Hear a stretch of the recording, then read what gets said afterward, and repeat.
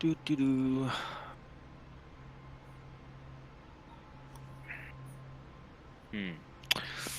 Alrighty. I believe if you're ready, just let me know. Yes, sir. You ready? Yep. Alright, I'm starting the stream now.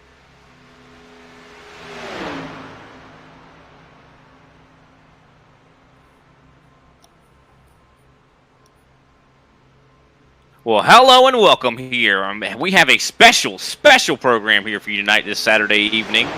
Going to be seeing the Global Racing League Xfinity Series kick off. This is a new thing for us here in the Performance Motor Network, and I should say that we are partnered here with the Global Racing eSports Network here. Anything you'd like to say, Mr. Michael Lester? Yes, sir. Thank you, Mr. Britt. Everybody, I would like to welcome y'all into our brand new Xfinity Series for Global League Racing. And this season, we are happy to be partnerships up with Global Racing Esports Network and PMN in order to broadcast on two different channels, and you get two different looks at the race tonight. You're going to have on both channels. Me and Mr. Britt are going to be talking on both of them, but you're going to get to see two different views, and we're going to bring you all together in. And if y'all are out there watching, please, man, throw some comments down to the YouTube, man. We'll answer them as best as we can. Send out your shout outs to your favorite driver, and man, look forward to You can push me Daytona if racing. you want, Hayes, hard as fuck. Oh, yeah, it's going to be some good Daytona racing for sure. I mean, 300 miles here at this legendary, 2.5-mile racetrack, and just draft is going to be a key factor here tonight. Also, not really any stages, but just like I said, 300 miles. That is 120 laps that we're going to be undertaking here. That is quite, the task for these guys. You have to remain focused for that long, especially when you're going to be side by side with some of your other drivers out here, and a lot of really familiar names, making the grid here too. And it's just so awesome to see, you guys able to, evolve and grow to see this Xfinity Series to fruition. Oh yeah, I mean, this has been a long time coming. We've been working on this for 4 seasons now with the truck series, and it's going to kick off tomorrow at 12 o'clock. Very excited for that to happen. Look forward to that happening. And but yeah, this Xfinity racing has been on the schedule for 4 seasons now. We finally got it off going. It's 20 drivers out there tonight. We're going to be slow. We're going to build up as we go. We're not going to go, too far ahead of ourselves, but definitely look forward to some good racing from all these guys. Some new guys. We got some new drivers out there that are racing for Global for the first time in Xfinity. Their iRating was too high to put them in trucks, so we put them in Xfinity. But we got some fan favorites out there. You got Chuck Cobb, Tristan Evil, Dale Brooks, Jeff Weimer, Ricky Hudgens, Michael Thorpe Jr., all the guys that you loved from truck last season, they're over here, man. So tune in and have some fun with us. Oh, it's definitely going to be a fun one to watch for sure. I mean, you got the likes of guys like Dale Brooks, know how talented he is. I mean, I think everyone really has a solid chance to win this race here tonight, and so important it's going to be considering this is the start of this season. Season 1 of the Xfinity Series. These guys want to get off on the wrong foot, or on the right foot, wouldn't you say? And I think a lot of these guys might have some rust they got to knock off. Oh, definitely. It's been 6 weeks since any of these guys have really gotten into anything more than an ARCA car, and we had a little silly season while we were off in the ARCAs, but these guys haven't been together racing in these. We've done some practice races, but you can do as many practice races as you can. It does not compare to the real thing when the points are on the line, when the win's on the line. This is what they've all worked for. Oh, 100%. I mean, just a lot of I think they have been spending a lot of time practicing, though. But like you said, when them points are on the line, it really changes it. It ratchets it up, the tension. And I think we're going to see a lot of tension here at Daytona. I mean, long race. You're going to see some guys, maybe their moods are going to go down as the race goes on. I mean, consider you got to do 300 miles. When you get to mile 295, how are you going to be feeling by that point? I can't wait to see if we can answer that question and see what these guys have in store for us, to see if they can hit the ground running. And I expect we're going to see some green flag pit stops. We're going to see some team dynamics kind of go around. I mean, as we've kind of used to seeing in the Global Racing League, even in the Truck Series. I mean, these guys definitely team oriented. So would not be surprised to see, like I said, some cooperation, maybe some coopetition, to where these guys are racing each other and helping each other one moment. Oh yeah, you're definitely going to see a lot of teamwork out there. Just like the the series, we have 5 different teams in this Xfinity series. Starting with the best one out there, Lazy Lizard Racing, has came up from the Truck Series and gone into Xfinity Racing. You still got William Brown Motorsports out there. You still got Dirty South out there. The 2 newer things. I'm probably gonna let me look really quick so I don't mess up the names of these 2 teams. But you got let me see over here. You got Lunatic Racing. Jeremy Core is the owner of that team, and Blazing Fools Racing. Chuck Cobb leading that team over there at Blazing Fools Racing. So some new teams, some old teams. We're going to see how well they work together. Yeah, for sure. And I wouldn't be surprised to see some guys, working together, even if they're not on the same team, working together early in this thing, especially this being such a long haul. And, like I said, I think we're going to see some teamwork. We're going to see some green flag pit stops too. And that's when things are going to get a bit hairy, considering, there's going to be a lot of variation on strategy and stuff like that. From what I've heard, I think these guys can make it almost 40 laps on the tank, if I'm not mistaken. So curious to see how that works. But the first times they're starting to be put in here for qualifying. David Halsey right now has the pole with a 49.896. Yeah, David Halsey, he's been one of the fast guys, even during the our ARCA season. He was out there, he was fast every week, and he definitely puts in the time, puts in the practice, and definitely going to be talking about him a lot tonight.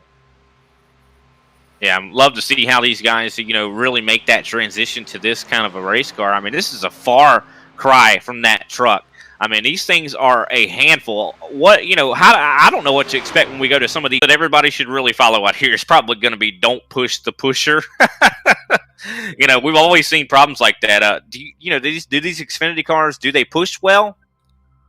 They do push well, and according to Michael Thorpe, unlike the trucks where if you're pushing the push or you push the lead car and somebody comes up and pushes the pusher, that gets that second car loose and pretty much punts them out of line and loses control of the car. Well, according to Michael Thorpe, with these cars, you can do what it's called tandem drafting, which is more than 2 cars can go nose to tail, nose to tail, nose to tail, and go around the track obviously a lot quicker than, say, 2 cars were. So it's going to be interesting to see how well they fit into this tandem drafting, if they even try it.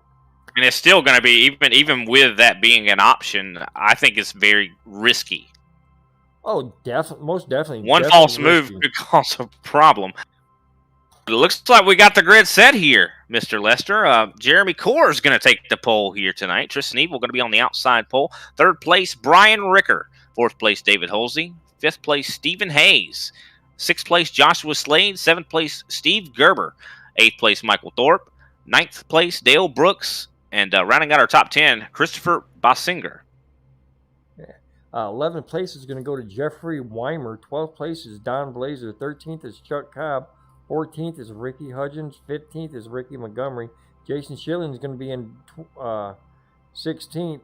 And I do believe that is all. I thought we had 20 people, but I guess some people did not show up. But we're going to have 16 cars out there racing. It should be a good race with 16 cars.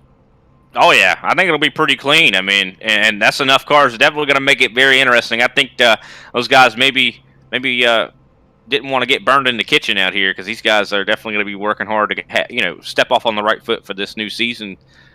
And this is going to be, I think a lot of these guys probably going to be figuring out, who their friends are for sure during most of the early portions of this race, trying to figure out, kind of size each other up and figure out who I can work with, who is going to work well with me. Because, I mean, you've been there in a Daytona race where you're following somebody and you're like, oh, I don't really care to follow this man.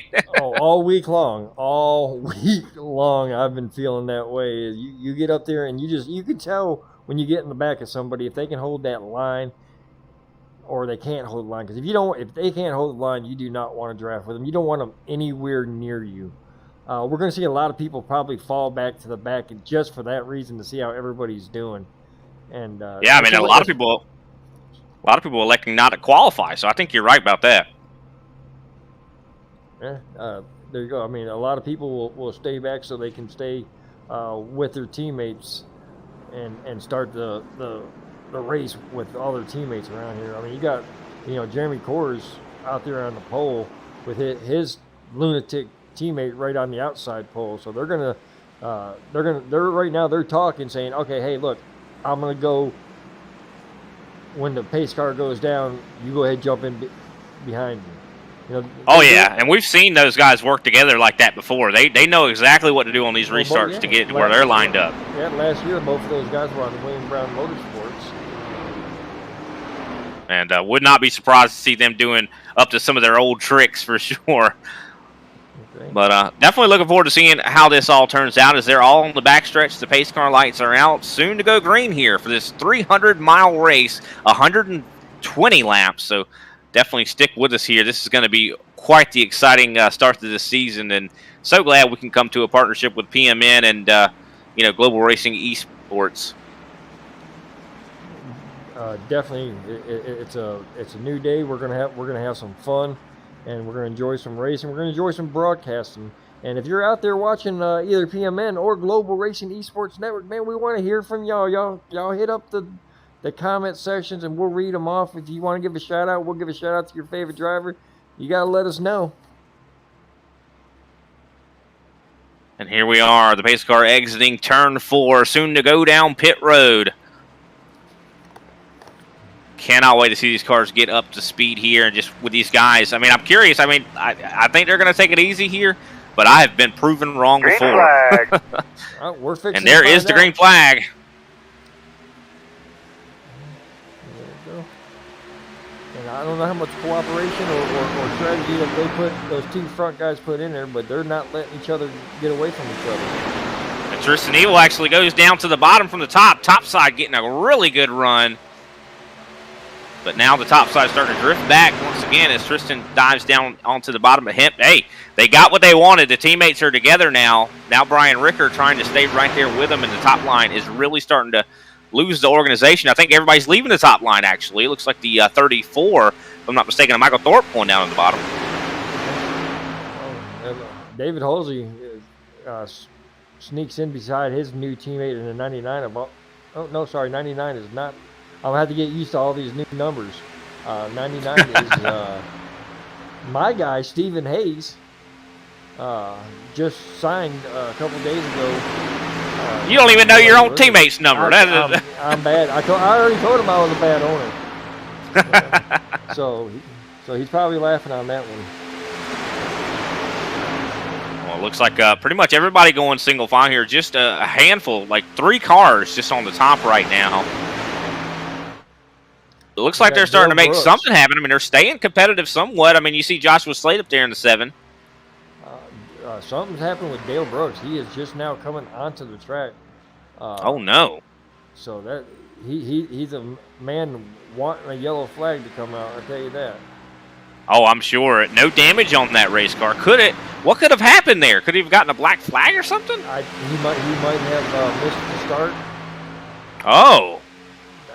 Yeah, he's definitely hurting now. Already a lap down. He's going to be like 3 laps down. And that is not the way you want to start this race. But luckily, like I said, 120 laps. I mean, he's going to have opportunities, I think, to get that lap back or those laps back. Oh, most definitely. I mean, it's maybe not.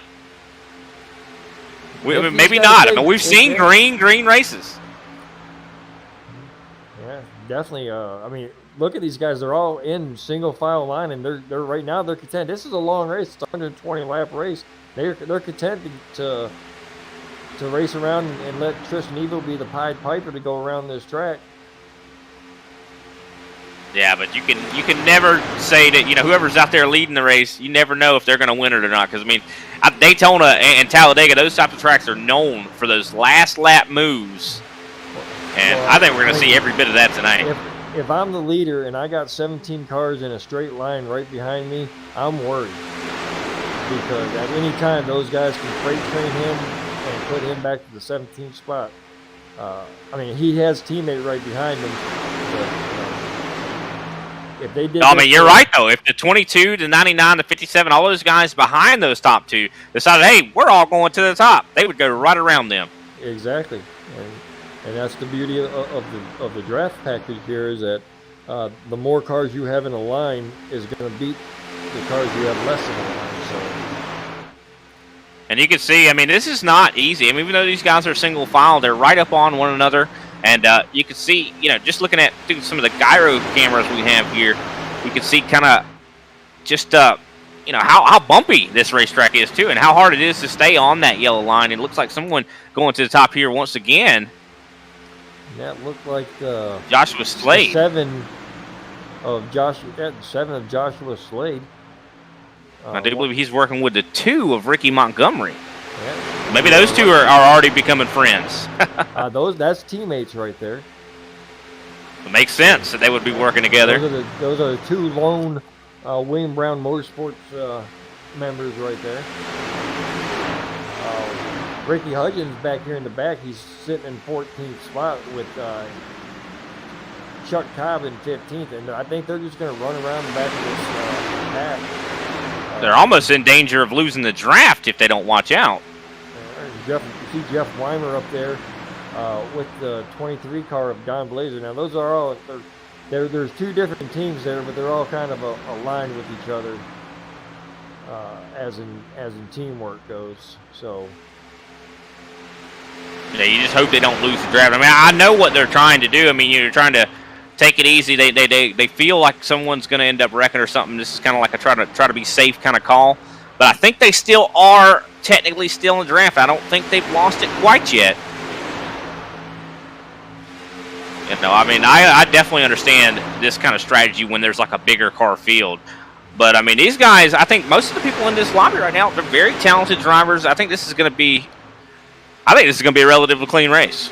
Well, look at that Ricky Montgomery and Joshua Slade line is built up before, and they're going up there challenging for the lead. Yeah, they are. 7. They used 2 cars and hired a couple of 11 cars. Who is 11 cars? Christopher Basinger, another one of my guys, and Jason Schilling back there too. I see, and they're making that high side work. Yeah, they definitely are. They have built up quite the run.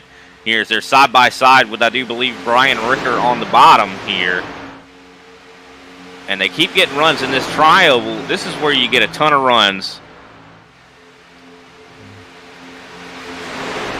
But it looks like they're starting to fall back again. But like I said, whenever they get onto the straightaways and the tri-oval, they're going to get a lot of runs up there on the top. I mean, you can see it right now. Yeah. Eventually, they're going to hit that wall. There are 4 cars going up against 8 cars. They're doing a great job being only a 4-car line. They're doing a really great job. They're sitting there battling for 3rd and 4th and back to 5th and 6th. Doing an awesome job, those 4 cars on the top line. Oh, yeah, for sure. And I wouldn't be surprised to see this success they're having right now. Maybe get someone else to join them. I mean, you know, this makes it, you know, hey, they might have a little more confidence in that top line to actually think that is an option. So so I have a pit reporter out there monitoring all the things that he lets me know. Dale Brooks had connections issues, but he's back now and back in the race and should be good to go. And hopefully, maybe, I mean, I don't want to call for a yellow flag because if a yellow flag happens, I mean, somebody's done gotten hurt. But maybe we have some problems here for Tristan Evil and Jeremy Coors. They get really loose. Coors is up at the top now, blocking the top lane. And he's going to get that run, though. And that's going to pull that top lane right back up for the lead.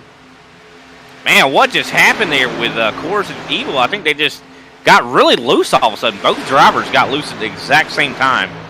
All right, well, here's the next challenge. Now they're going to reach Dale Brooks, who came off the pits and had nobody to draft with. Now see if they can get around him.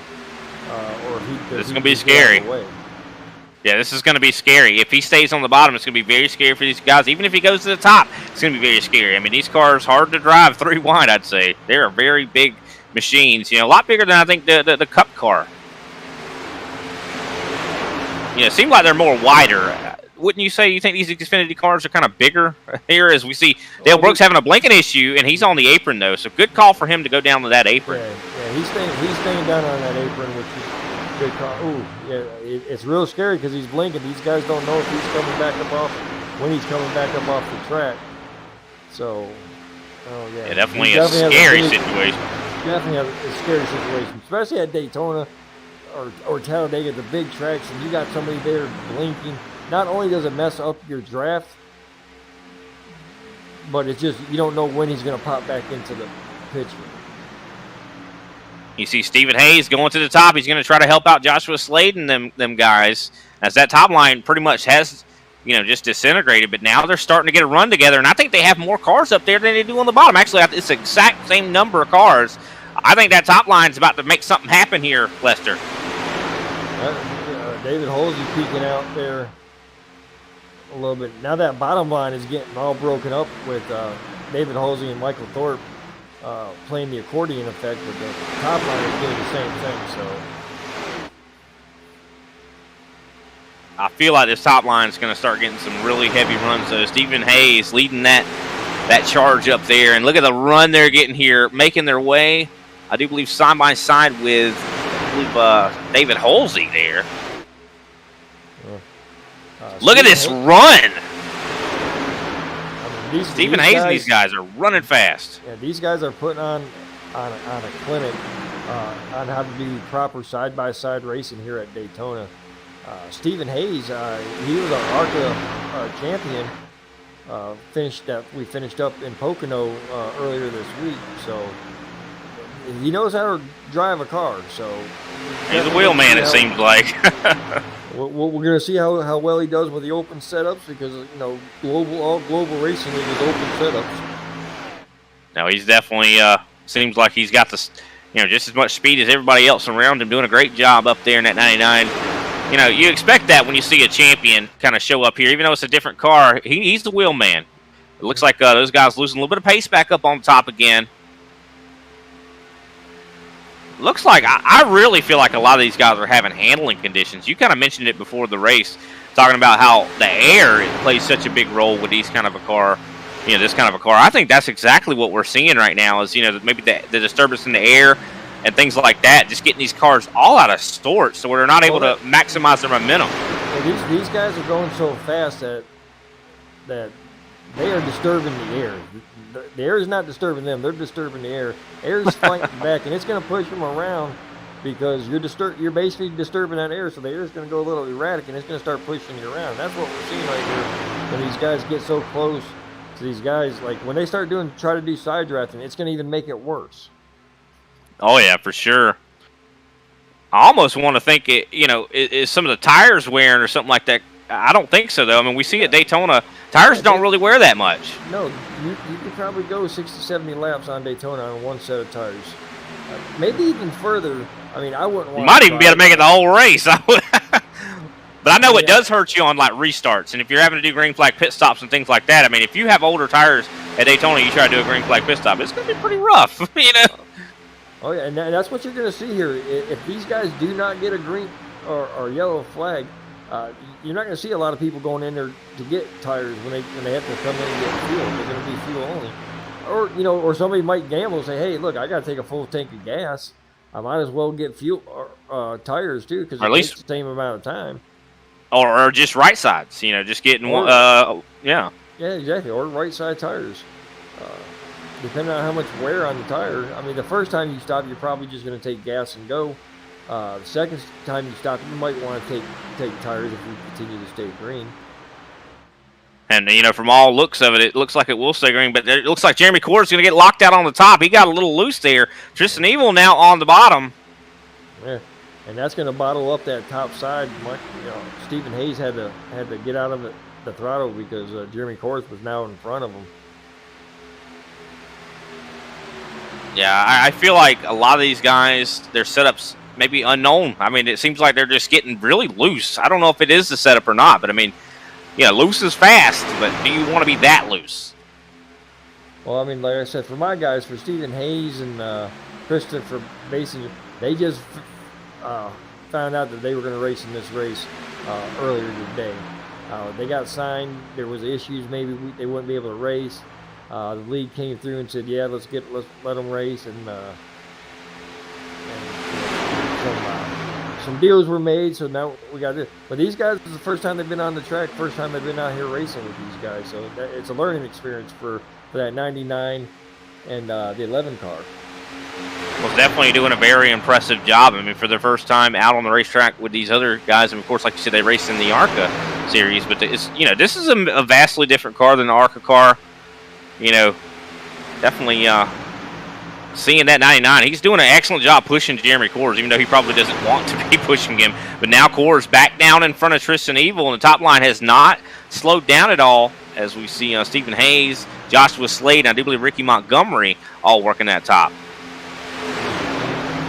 You're watching that 99. He's trying to stay away from that bottom line as much as possible going into those turns. He's not trusting those guys below him, because you see how they're doing the accordion down there. He doesn't want to get doored, so he's trying to give them enough room so that if a mistake does happen, that they can correct it. Yeah, that's definitely a good call. Be kind of patient there with those guys on the bottom, because like you said, I think it's always been, for me, harder to run on the bottom, because you have a lot of checking up and things like that going on the bottom a lot more than the top.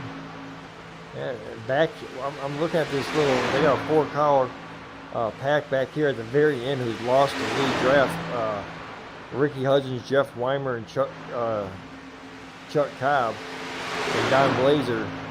Don Blazer's in that. Don't let the car fool you. It's really the Dr. Pepper car. He said, yeah, that's the 23 machine there. Yeah. And looks like someone's stepping out there. I do believe that is the 21. Ricky Hudgens going to the back.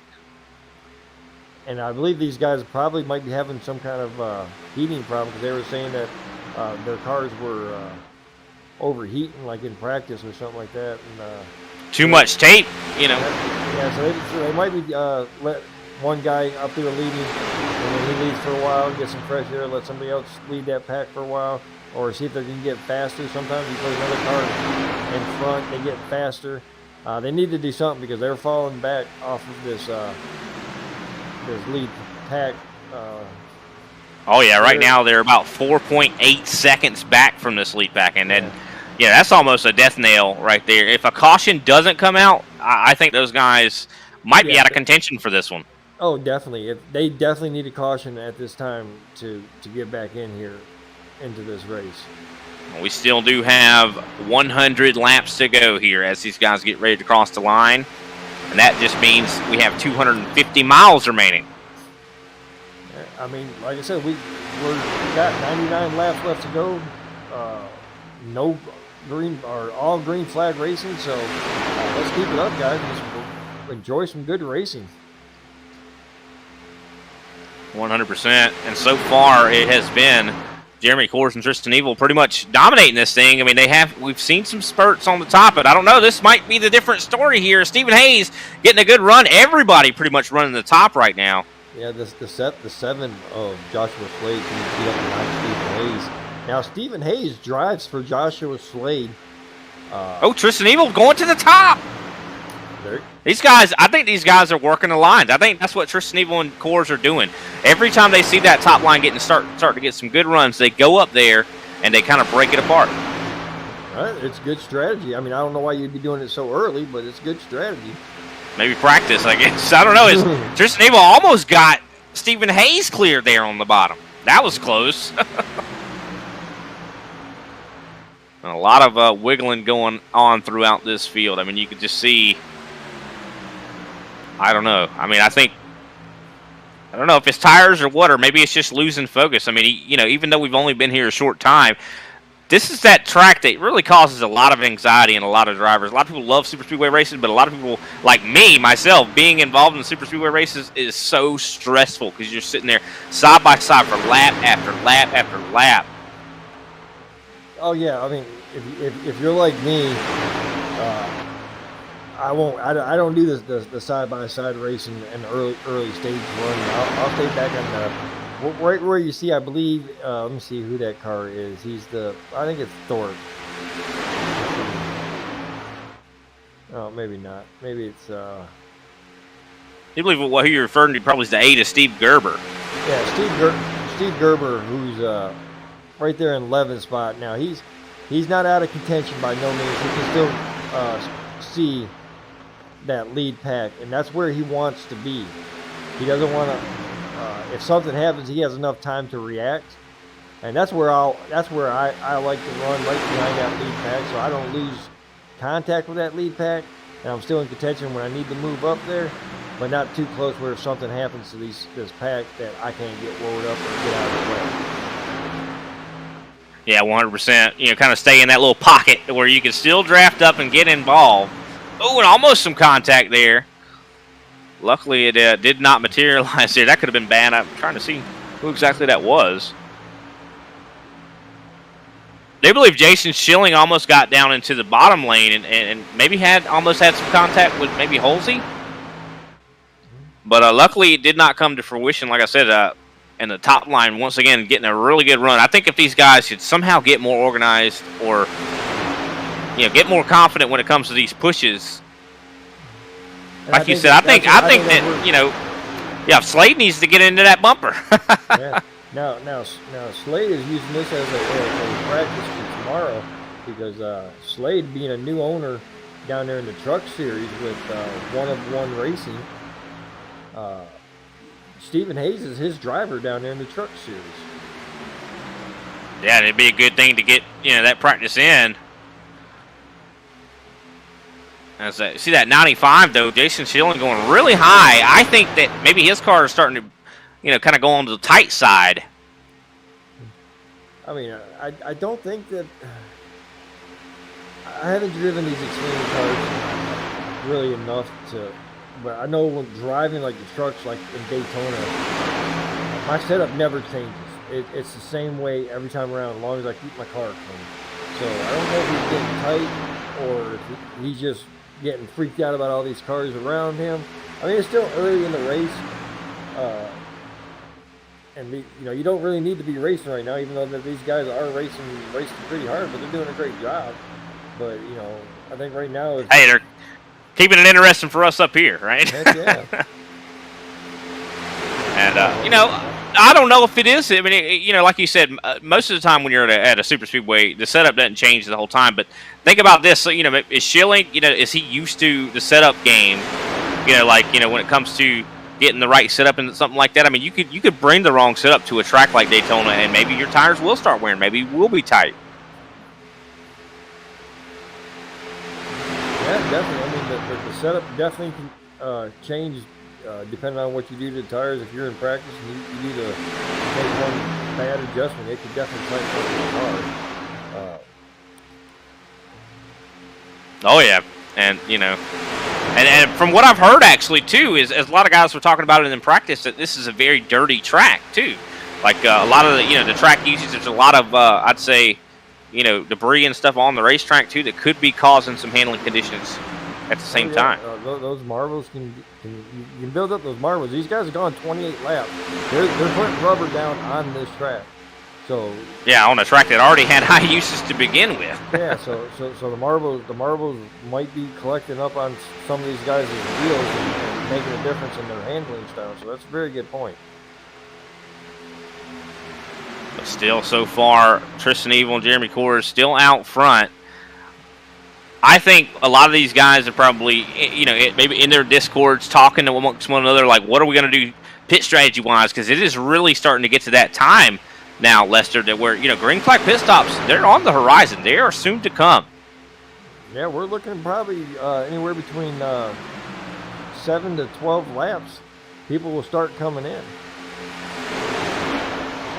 And I think it's all going to depend on where you're at, too. I mean, we see Tristan and Jeremy Coors, they've been out front for a lot of times. And you even think Stephen Hayes, I mean, he's been in the top lane, kind of taking that clean air up there.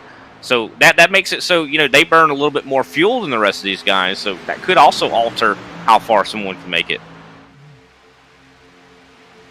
And speaking of how far people have gone back, that backpack is now 12 seconds behind the lead pack. Yeah, they are a long way back there. They are hoping and praying for a caution. Have to be. Well, most definitely. I mean, we're eventually probably going to get one. I mean, I hate saying that, but we definitely will end up getting one. Sooner or later, these guys are going to be these cars that are behind the 17 and 97 car, they're not going to want to be settled for third place and fourth place behind these two lunatic Not racers. forever, that's for sure. Yeah, they don't want to get back. They don't want to stay back there forever. So they're going to start making moves. And when you start making moves is when you start making mistakes. Yeah, 100%. But now a new leader up on the top side as we see Michael Thorpe up there. That's Stephen Hayes. Michael Thorpe is fast.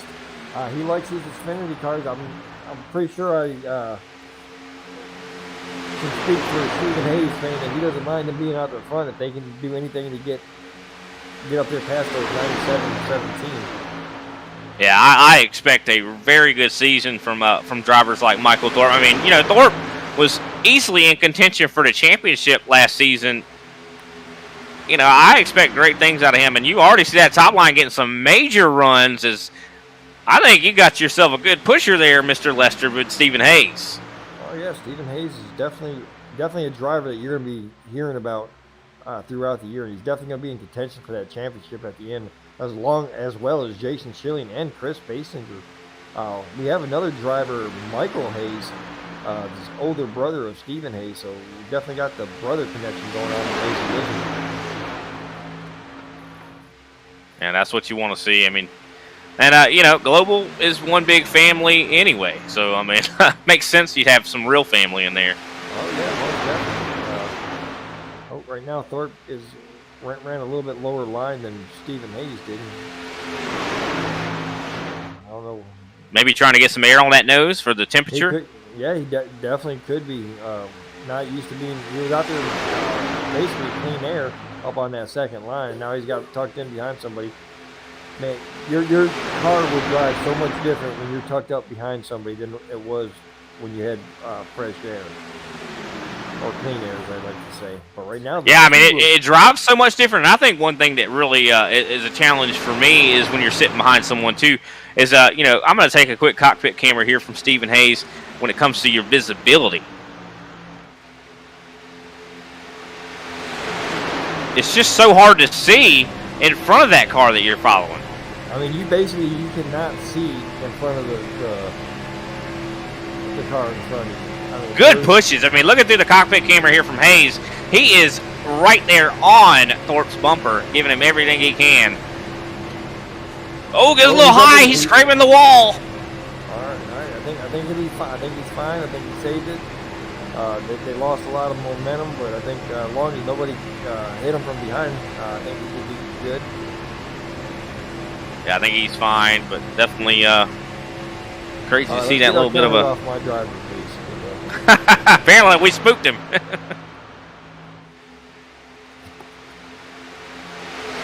Yeah, that top line has pretty much just fallen away, so now pretty much single file. The 7 of Joshua Slade going back up there, seeing if he can be a difference maker up there in the front. Right now is where that 22 of Brian Rickers and that 57 of Dave Halsey needed to make their move if they wanted to try to get around the 17 and 97.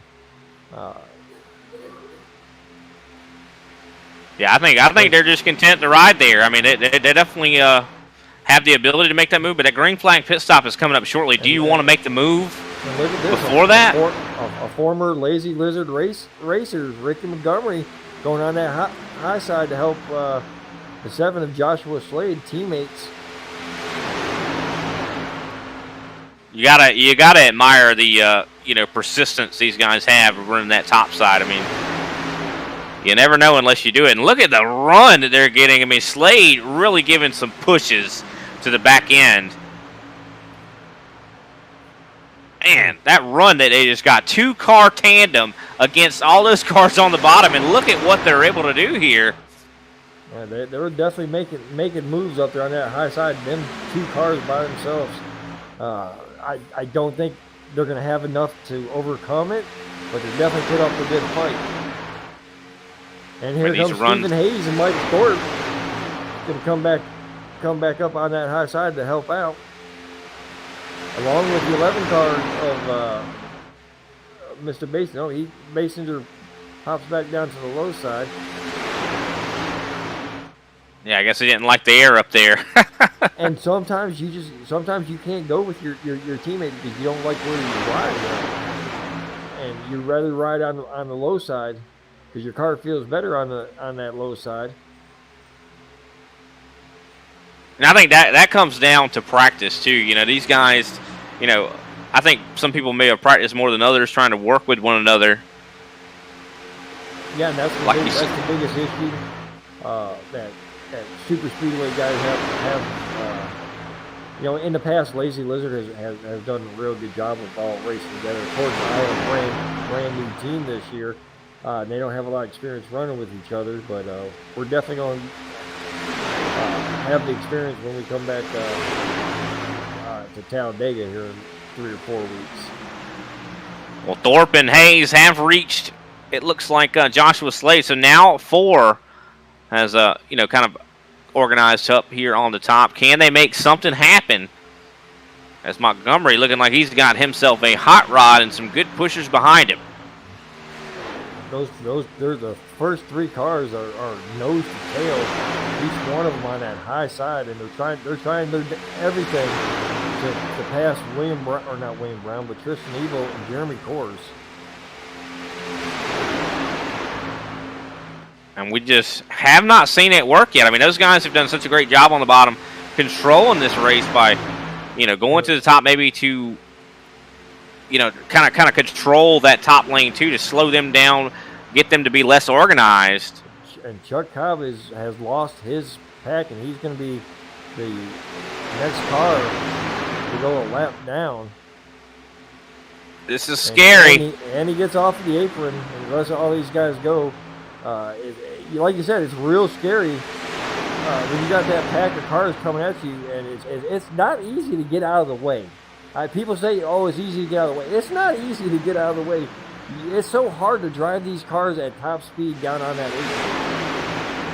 Especially if you're going into a turn. I mean, sometimes you just have to have enough respect to get off the gas a little bit to allow him time to get out of the way. But hopefully Chuck can fix whatever it is he needs to be fixing, because he's off the pace big time. Yeah, he definitely is. Something happened to that machine.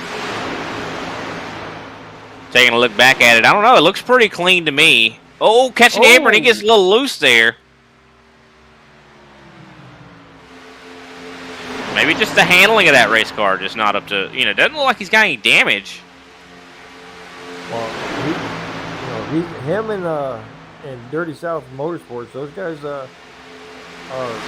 basically allies when it comes to this series here, and they all usually run the same setup. So if that setup is not running well for him, that's probably a good reason why Don Blazer, Ricky Hudgens, and Jeff Weimer are all stuck 22 seconds down now. Yeah, and looking at their lap times, I mean, they're I think about 4/10 or slower than that top group. So no wonder they've fallen back so much, and unfortunate. And here we go. I think soon we're going to see green flag pit stops. We're on lap 41 now. Oh yeah, I'm surprised they've made it this far. I looked up and said 41. I'm like, oh my God, these guys are almost halfway, and they haven't gone in the pits. I mean, maybe I'm shocked. Maybe our pit road reporter can give us an answer on how far these guys can go. Yeah, definitely be interesting to hear. You know, from what I heard, it was 40. So looks like these guys are making it a lot farther than 40, though. Maybe this time by they'll go in. I don't know. I expect it to be any time now, though. And there they go. There they go. Down pit road. All kinds of guys. Oh, and a whole load of them. How many people are going to get? Oh, David Halsey and Coors get together. Oh, my word. What's wrong, buddy? That is not going to be a caution. Oh, buddy, come here, give me a hug. Come here, give your dad a hug. Okay, all right. Didn't really see anybody miss their box there. Yeah, the only thing that I wonder if anybody got caught for speeding. I mean, let me see if I can go back and see if it picked up on Ricky Hudgens, or not Ricky Hudgens. Sorry, what was it? Tristan Evil winning the race off of pit road. I'm back here watching. And he's kind of got quite a bit of a distance back to Jeremy Coors. You think he's going to slow down and maybe see if he can't get linked back up? I think 57 just came into the pits really hot, trying to get in there, and just got it sideways. So I'm definitely gonna watch 57 and see how bad he's been wounded by that spin on pit road. Yeah, we're taking a look back at that right now. Yeah, it looks like he came in real fast here. Everything looked fine until, yep, he actually does not even touch Jeremy Coors. I think he was hitting the brake too hard and spun before he even touched him. So, I don't know. Maybe no damage out of that whole ordeal. But now the racing has started back once again. Tristan Evil has got linked back up with Coors. But now Stephen Hayes taking the lead. Him working with the 11 and the 35 of Jason Schilling. The 11, of course, Christopher Bassinger. The 95 of Jason Schilling and the 11 of Chris Baker and 99 are all teammates in the Lazy Lizard stable there. And there they go. They got the first 3 spots now. Now it's the time for Tristan Evil and Jeremy Coors to take that high side and see if they can make that high side work. And that's exactly what they're doing. I think they're listening to your advice here as they do take the top side. Let's see what they look like on that top. We haven't seen them run up there except for whenever they were trying to control that top lane. It looks like 2 versus this 4 on the bottom. Not going to work. But they are side drafting quite a bit. It looks like they're hugging them down there a little bit. Not Jeremy Coors, but Jason Schilling got a little loose coming out of that turn. But now 22 is going to go up and join the. Jason Schilling is having some issues with that car. He's awfully loose coming off the turns, and that's going to cause Jeremy Coors and that top side to regain the lead there. Yeah, you hate to see that. I mean, those guys looking very promising, maybe taking control of this race, but now Coors and Tristan Evil both able to get down on the bottom right in front of Stephen Hayes.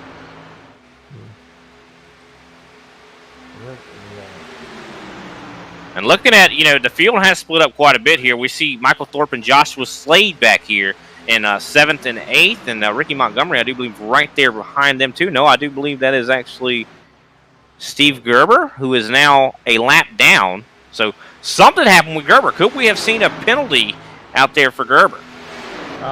He has been known to get speeding penalties. So I wouldn't doubt that. But Ricky Montgomery is linked up with David Halsey and a blinking lap car of Dale Brooks. So Dale Brooks he's got some bad internet, and that is not helping them guys go fast. Yeah, definitely not. Well, here we go. But it looks like we got some challenging. That 11 giving some really good pushes to the back end of the 99. That 22 is going to stay with the team of Jeremy Coors and Tristan Evil. Sorry, I had a brain moment. And wow, if that was the end of the race right there, that would have been a side-by-side finish. But it looks like Haynes getting a really big run here. Can he get clear? Will he leave his friend up there, or will they just kind of try to stay on the top lane? as the car owners of that 99 and 11 and that 95, I'm hoping they all just stay together and get a 1-2-3 finish. We definitely hope so, for sure. A little bit biased, Mr. Lester is. No. I am a broadcaster first and an owner second. Well, looks like they have lost a little bit of speed up there. Looks like they're going to go down to ride behind these guys. I think that's smart. Just stay behind them for a little while. You know, I mean, it's just, you never know what's going to happen here. I mean, like you said, we still could even see a yellow. But right now, not looking very likely, as everyone has split up quite a bit. But, you know, even so, you know, as this race goes on, I mean, we're already quite a bit of the ways into it. I mean, not at the halfway point yet. We're getting closer and closer to that point. Are these guys starting to suffer from some exhaustion, you know, mental exhaustion?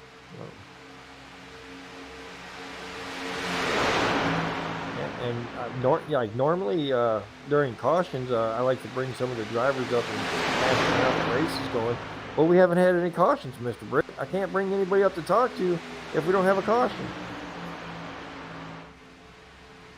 Well, maybe you need to tell one of your teammates to wreck, or one of your.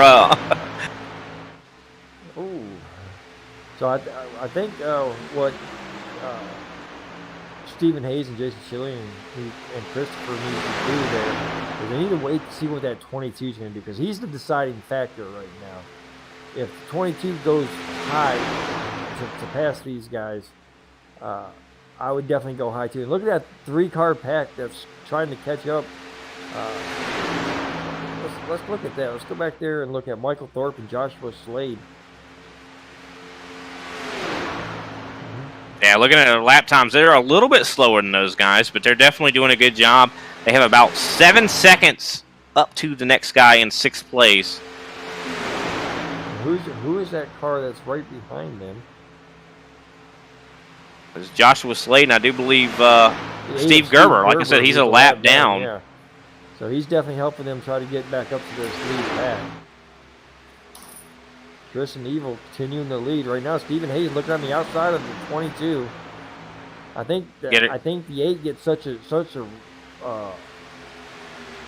pull or such a run on that 22 car that he's got to go up the outside, or he's going to run up to the backside. Yeah, I mean, I feel like it is all going to come down to that 22, and it looks like his loyalties are kind of going with this top 3, you know, with these top 2 here, Tristan Evil and Coors. So looks like, you know, we're seeing some friendships developing between Brian Ricker and those guys.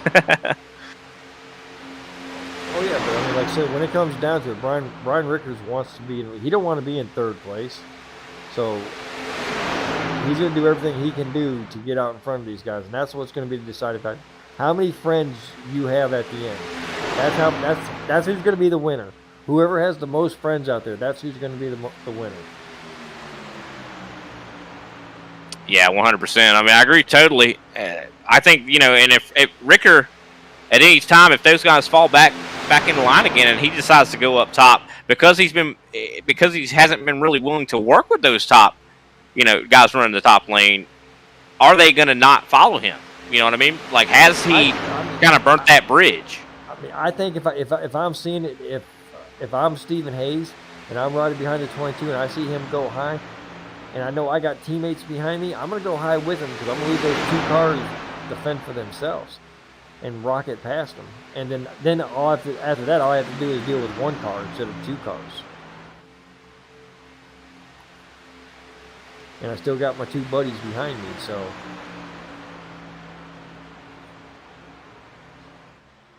But right now it's a 6-car breakaway. Joshua Slade and Michael Thorpe are back there in 6th and 7th getting help from Steve Gerber. Do apologize, Mr. Lester. A little bit of technical difficulty there for a second. Okay, well then I was talking to you for nothing then. I was wondering why you wasn't answering me. I thought I made you mad about something. You don't have a driver. I'm upset. I am upset.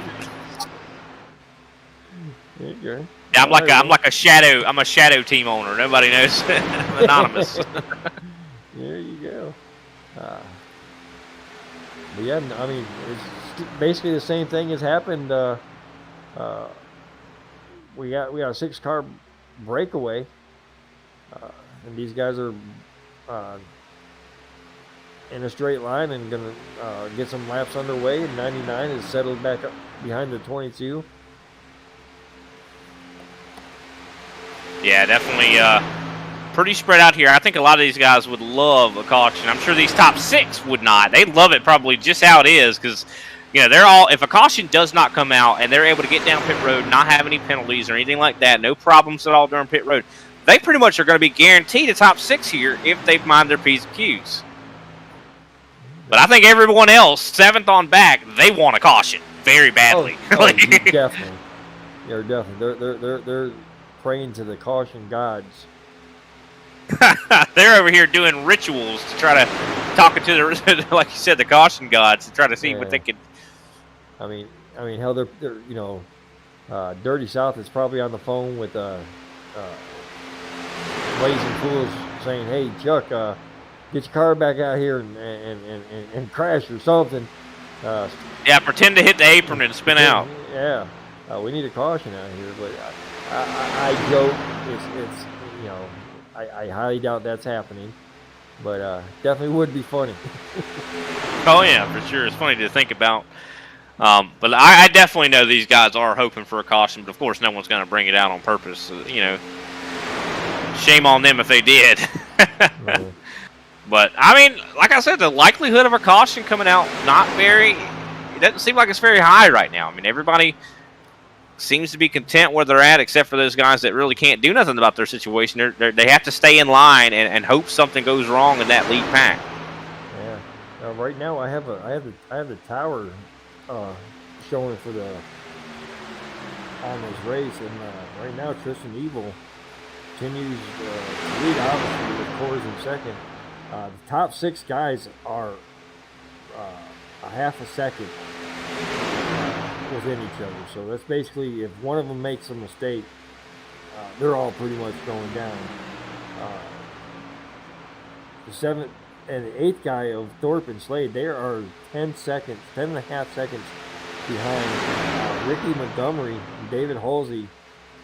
They are 32 seconds behind. They're in danger of being caught by the team of Hudgens, Weimer, and Blazer. So, and those are 13 cars on the lead lap. So everybody's out. We got 3 packs of racing. It's pretty spread out throughout the track.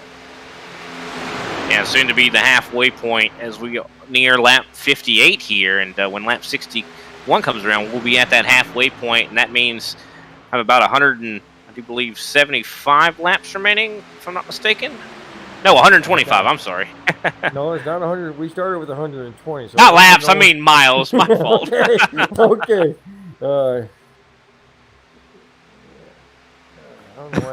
I had a brain fart too, Lester. Yeah, there you go. Everybody's having.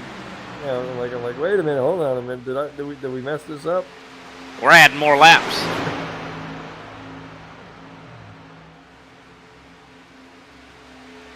Chuck Cobb on pit road.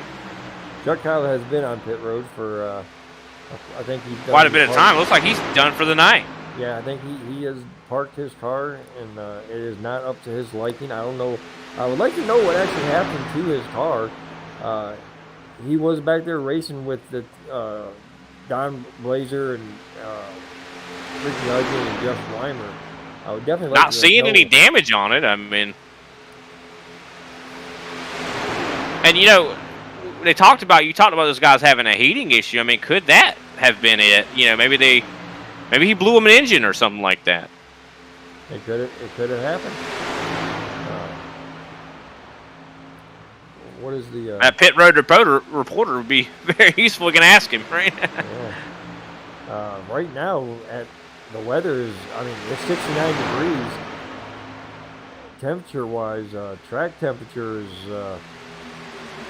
70 degrees, so it's not hot on the track. Yeah, so you would think heating issues wouldn't really be a problem. Yeah, you would think. You think that you could probably run as much tape as you want and probably be good. I mean, especially with this being, more of a kind of a nighttime race. You see how, it's getting dark out there, and as this race goes on, I'm sure it's going to get cooler and cooler. And as we cross the start-finish line, we will be halfway. Well, actually, after we finish this lap, we will be halfway. So we've already gotten, I do believe, 150 miles completed here in this race, and that's quite a distance already. I mean, and these guys got halfway to go. I mean, imagine being on the interstate, taking a long trip, a 300-mile trip, but doing it at 200 mile an hour. Exactly. I mean, sometimes when I'm on the interstate, I would love to be running 200 miles an hour.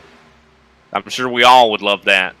We had to do that. And one thing about it, I mean, you kind of get the same kind of thing that you do get on the interstate, going even, 80 mile an hour, whatever, how fast you ever go on the interstate. You still get the same thing in both cases, to where you get that white line fever. You kind of lose focus, especially when these guys are running, single file like this, and especially the guys that are maybe running by themselves on the racetrack or just with one other car. It helps to have all those cars around you to keep you focused. Oh yeah, most definitely. For the guys who are fixing to be put a lap down by these 6 cars, it's got to be absolutely miserable for them, because they know they're not faster. They know they're not catching up. They're every lap they're losing speed, so it starts playing mind tricks. Then you got to think this is a very long race, and it's going to start playing more mind tricks on you, and it just, at the end, you're just wore out from these kind of races.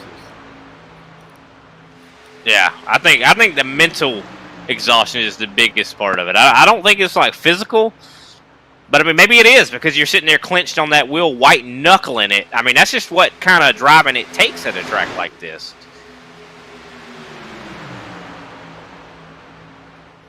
You got to have you have to have that wheel pretty tight in your hands, and to be able to do that every single time you go around this racetrack, try to keep that wheel as straight as you possibly can, not hit that guy in front of you. Heck, my ankle hurts when I'm trying to lift off the gas after a while. Right now, the 3-car team of Ricky Hudgens, Jeff Weimer, and Don Blazer are. I don't know, why is it saying Steve Gerber? Oh, that's right, Steve Gerber is a lap down. All right, so they are about to see some racing out here. Looks like these guys are catching them. Right. Looks like Michael Thorpe, Joshua Slade, and Ricky Montgomery. I'm sorry. Looks like actually Ricky Hudgens is starting to catch Halsey. Which is going to be good for Ricky Hudgens and that team. Now they have a 6-car team, so they might be able to stay out in front of those Tristan Evil, Jeremy Kors, Brian Rickers, Stephen Hayes, and Jason Schilling team. Well, it looks like they're not going to get in line with them. They're going to try to pass them here. Well, they probably. But this could be good, though. They could all try to work together. And last time by, we saw Ricky Hudgens turn a faster lap than the leader, Tristan Evil. So this could be a good thing.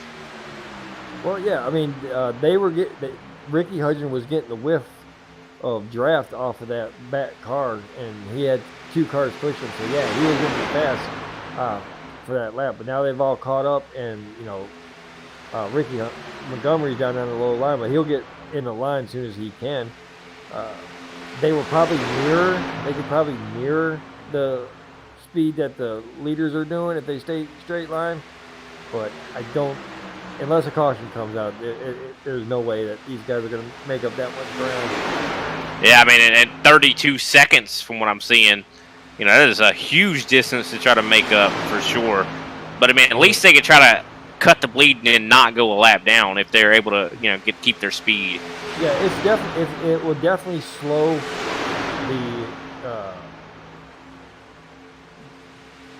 the gap. Slow the gap up, I should say, in order to stay on that lead lap.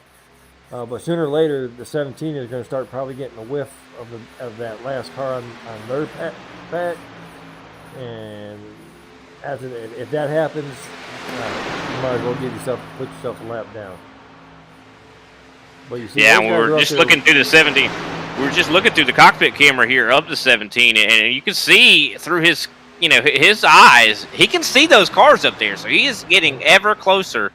And like you said, whenever he gets, I think, within a couple seconds of them, that draft is really going to start playing a role for them. But that's going to be kind of a hectic situation when we got 6 versus 6. Six, they don't want to go a lap down. How hard are they going to fight?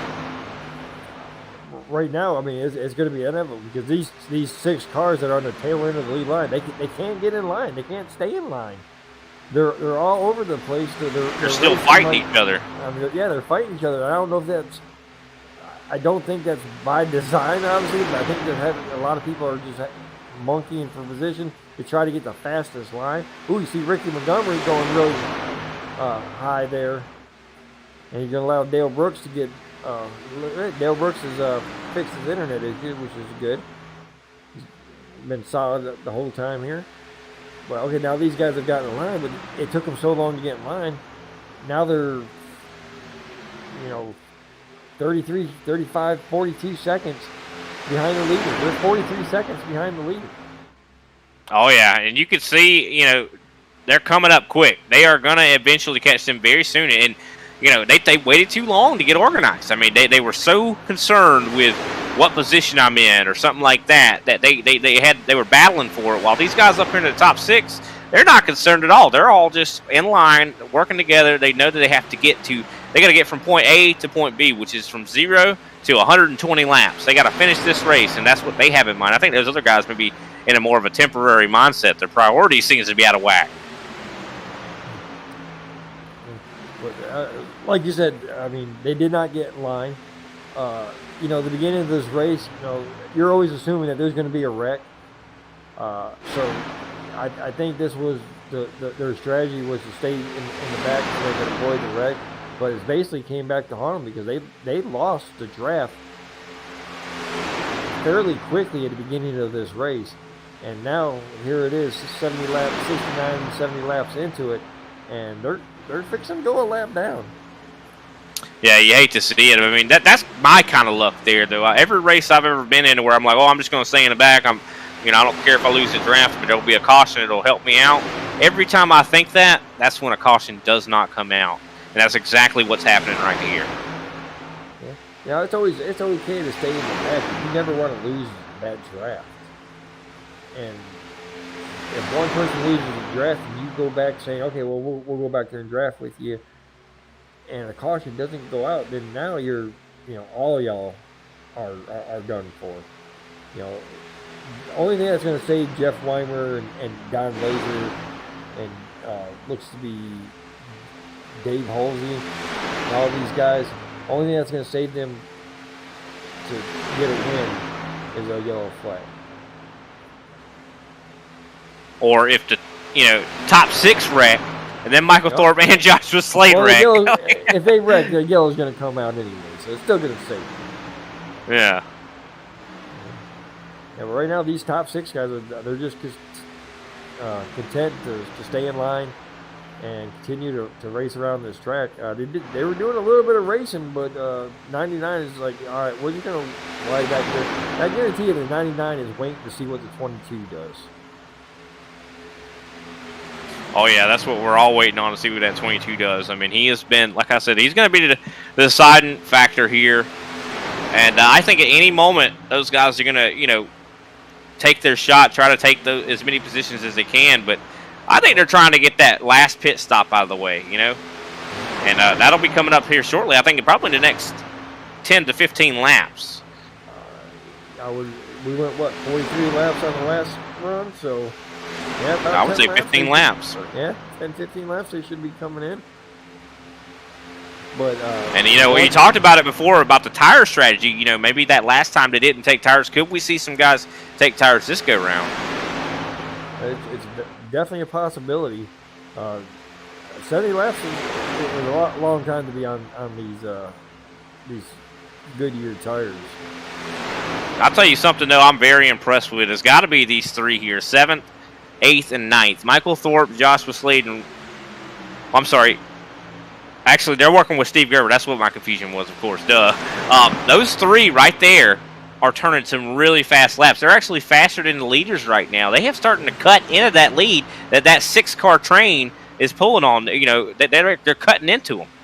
Yeah, I noticed that they're down to 7 seconds, where just a couple laps ago they were at like 9 seconds. So definitely Michael Thorpe and Joshua Slade definitely doing their part to try to get back up here to this these front 6. They're gonna make it an 8-car race. They're gonna owe Steve Gerber a beer after this race. I think he likes Miller Lite, or Miller High Life, maybe.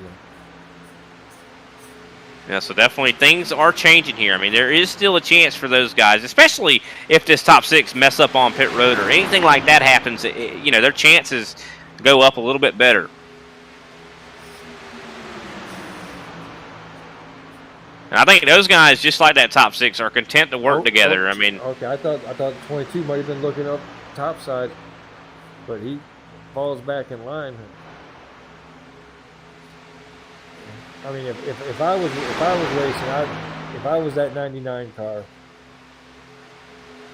I would be doing exactly what I just said. I would be following that 22, waiting for that 22 to make a move. I'd be telling my teammates, when he makes a move, we make a move. You know, strengthen numbers. Even though he might not be your teammate, you still want to try to, you know, strengthen numbers. You got to be able to beat those 2 that have controlled this race so far up front. Oh yeah, definitely. I mean, the 97 and the 17, they have some strong cars, powerful cars. I don't think they're powerful enough to beat a line that has 4 cars. But look at Michael Thorpe and Joshua Slade back there. They are coming strong. Yeah, even more time has been cut in now. I mean, down to 6.5 seconds. I mean, these guys are moving fast. They're a half a second faster than this lead pack. The saving grace for Brian Vickers is if they can catch that pack that's on the tail end of the lead lap. That's all of Ricker's friends right there. Yeah, that would be a good day for him. He'd have the, you know, just like we've seen Stephen Hayes and you know, Bossinger working together, and just like we see Tristan Evil and Jeremy Coors working together. Well, now Ricker will have the advantage if they show up. Yeah, right now, the advantage goes to that 99 car. He's got 2 cars behind him that both of his teammates. Definitely going to offset the whole situation here, the dynamic. I mean, and it could happen sooner rather than later. I mean, these guys are really, really catching that front pack. It's just crazy to see a 3-car pack like this making so much headway. Now down to 5.9, basically 6 seconds away from catching the tail end of this line. Now Michael Thorpe, he is a teammate of that 22 car of Brian Rickers. So a lot of stories built it up here. Can those 3 cars catch these front 6 cars? And if they can, does Rickers help, or does Thorpe lead Joshua Slade and starts helping his teammate Rickers? And Joshua Slade, now he's the man without a teammate up there, but he's got Stephen Hayes out there who drives Herman trucks. So a lot of stories are going to be unfolding here in a second. Yeah, I think that definitely will be some loyalty there if he drives for him in the trucks. But yeah, I think it's definitely going to be a lot of stories unfolding, and it's not really a question of if these guys can catch them, it's when. I mean, they are proven that they are capable of catching them. Yeah, already down to 4.7 seconds, 4.6 seconds. Michael Thorpe has on the back of Jason Schilling's car. And now it's going to get even better, because now in the 99, and his team is making it that top line once again, is going to cause these guys to go double file. And now that those 3 cars behind them are going to go even faster than these top 6 cars. Yeah, for sure. And the 22 changing lanes here. He's going to the top. And there we go. We were watching to see what he would do if he was going to do something different. It looks like he is. Brian Ricker to the top.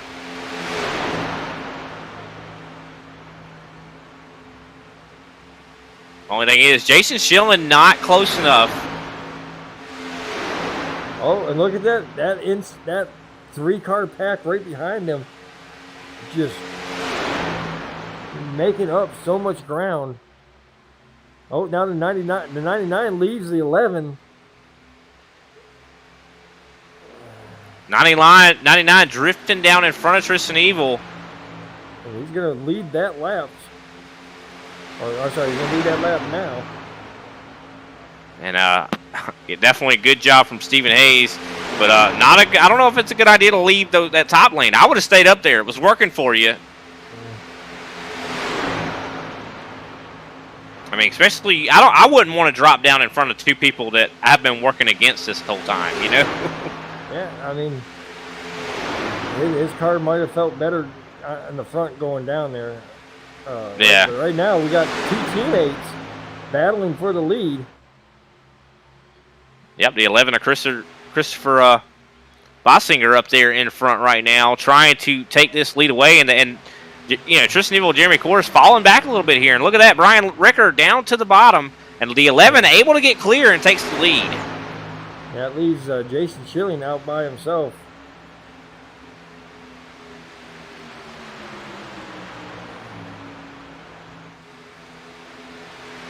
Look at that. The dynamics have changed just that quickly. Yeah, now it's 11 of Christopher Basinger leading his teammate in the 99. And Joshua Slade and Michael Thorpe have cut off another second off of this lead. They're coming strong. Yeah, they are still on the way. And I'm wondering, I think which one is going to come first, green flag pit stops or that they catch them. I think green flag pit stops is going to end up coming first. Yeah, I definitely think that the green flag pit stops, with all that battling that the top 6 cars were doing, they allowed those, the team of Don Rader, Dave Halsey, Jeff Weimer, and Ricky Hudgens to just kill a little bit of that time. But now they're back in single file and they're catching back up with them. Yeah, it won't be long until they end up going a lap down, as they are, I believe, about 40 seconds behind the leader. So, and you know, lap times around here about 37:38 or 47:48, I should say. That's what we've been seeing average here. So it's not going to be long. I mean, only about 8 seconds, I think, until those guys end up getting past too. And think about how much that's going to complicate things too, as Michael Thorpe and company starts to catch up to these guys at the same time. But to tell you all the truth, since Chris Basinger has taken the lead with his teammate right there pushing him, that lead has stabilized. Michael Thorpe and Joshua Slade have not made up any more ground. So it seems like, you know, Chris Basinger just has a lot of speed in that machine. Him and Stephen Hayes working together out in front of this thing. Maybe a little bit faster than Tristan Evil and Jeremy Kors. Right. Oh, it looks like we might have some green flag pit stops here. Exactly. But Chris Basinger staying out. So is the 22 car. I think the 22 of Brian Ricker stayed out. I don't know why Christopher didn't come in with his team. Yeah, that was not a good call there for him. He's, you know, those guys being out there by themselves, not going to be a good idea, but looks like everyone makes it to pit road without any problems. We see Joshua Slade and Michael Thorpe also down pit road. So it looks like everybody pitting. Definitely going to have a team meeting about coming in the pit together. And 99 is going to beat Jeremy Kors and Tristan Evil out of the pit road. But now he's he's going to be a sitting duck, I'd say. Yeah, just considering, you know, Tristan and not Jeremy Kors, but Jason Schilling back a little bit of ways away from these guys, so in potential of maybe losing the draft himself. And there goes Tristan Evil taking that spot away from Stephen Hayes. But now Kors and Hayes is kind of splitting these two up now. We haven't seen Tristan Evil and Kors really be split up much in this race.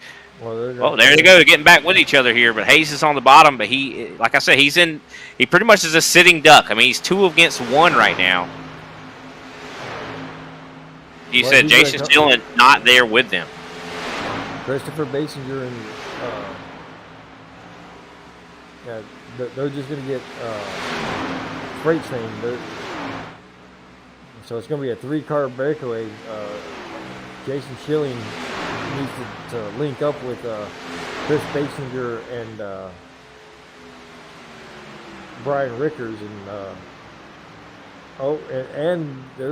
here we go. Ricky Hudgens going a lap down.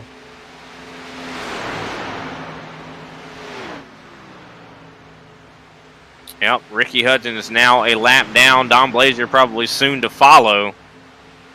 Yep, and now the whole story is who is Ricky Hudgens going to work with up there? Try to maybe get his lap back, or try to get, you know, where does his loyalties lie? How much does he love Jeremy Porter or Christian Evil or Stephen? Yeah, how's he gonna influence this race? I mean, even though he's a lap down, he still has the power to influence who wins this race.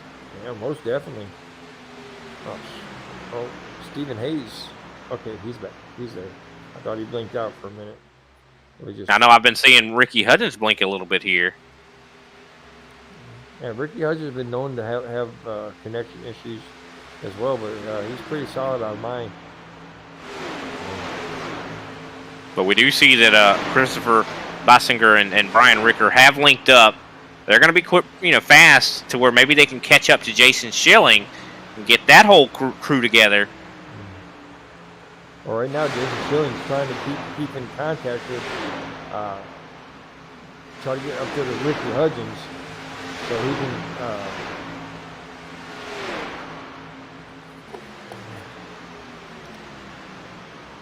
And if Christopher Basinger and Brian Rickers can get linked up with Jason Schilling can get linked up with Ricky Hudgens, they can make a big run on these 3 drivers up here at the front. Well, we're definitely seeing a little bit of action happening here. Tristan Evil catches up to the back. Don Blazer, I do believe, in that 23, and he's about to lap a bunch of cars in one fell swoop. If he can make it around these 4 cars, I'm sure these guys don't want to go a lap down. No, they do not want to go away. And like I said, right now, if I'm the leader, I'm not. I don't think I want to go up there and challenge them. Almost some problems there, as we almost had some contact. The 32 of Dale Brooks going below the apron.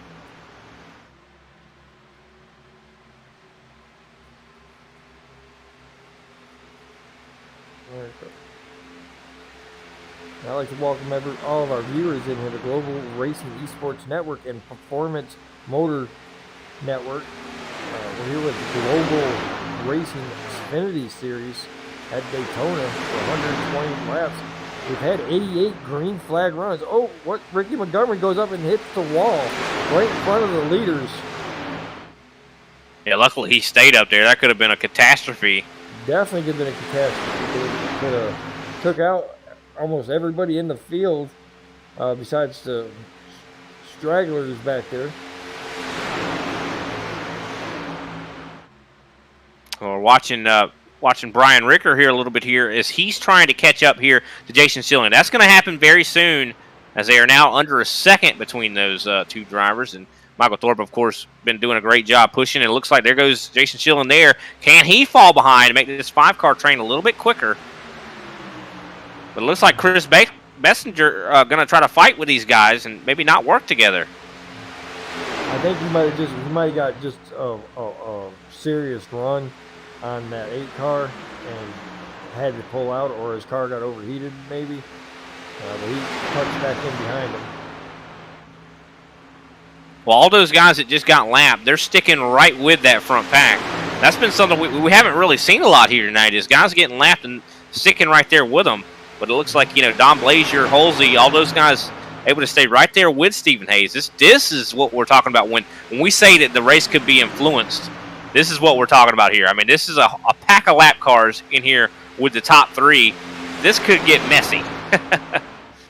Yeah. And while we're going around this track and watching some good racing. We're going to bring up a special guest here. See if I can find him. There he is.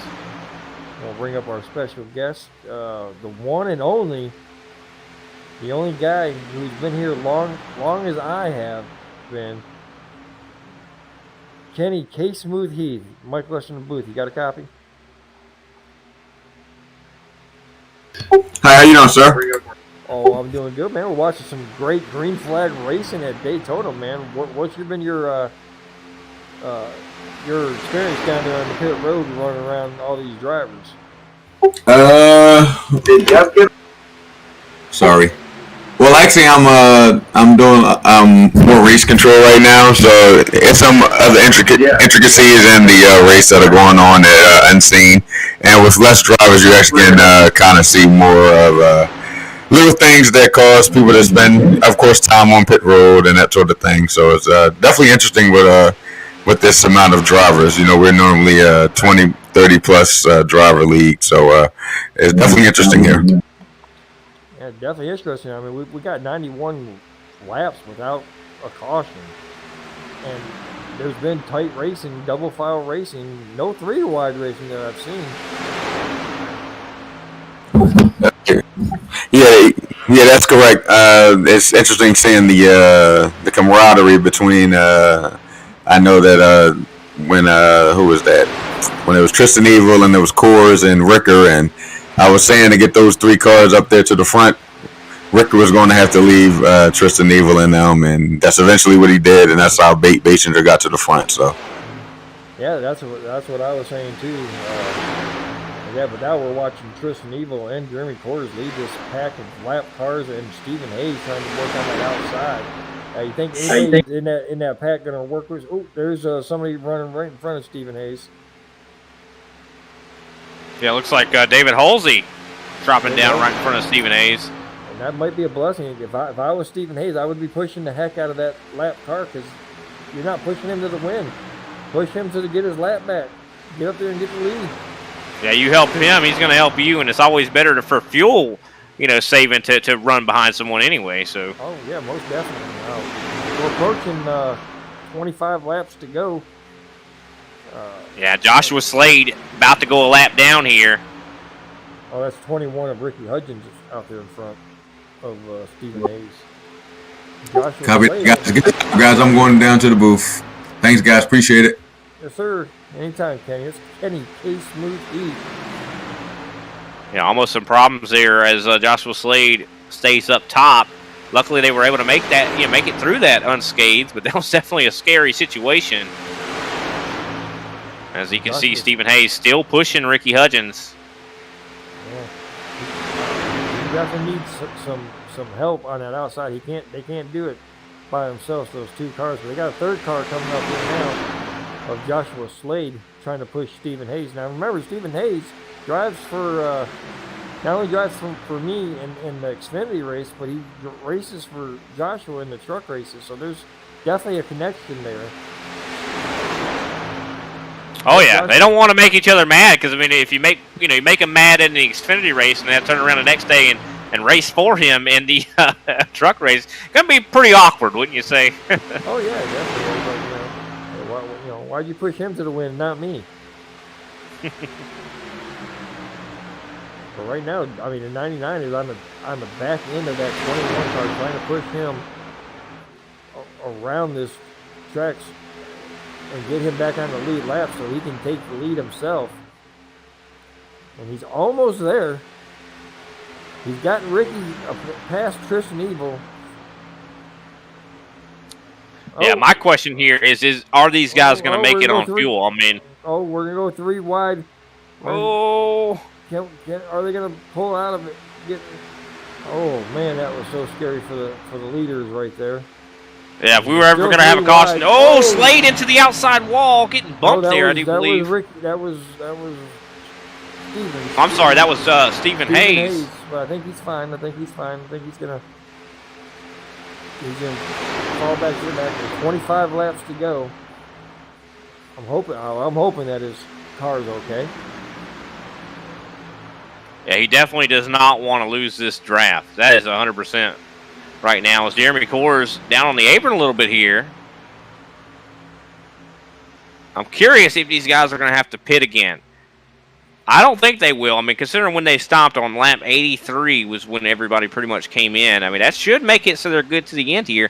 Ricky Hudgens working hard as he's got Joshua Slade right behind him, trying to get a lap back the hard way. You got to love to see that kind of persistence and determination to get that lap back.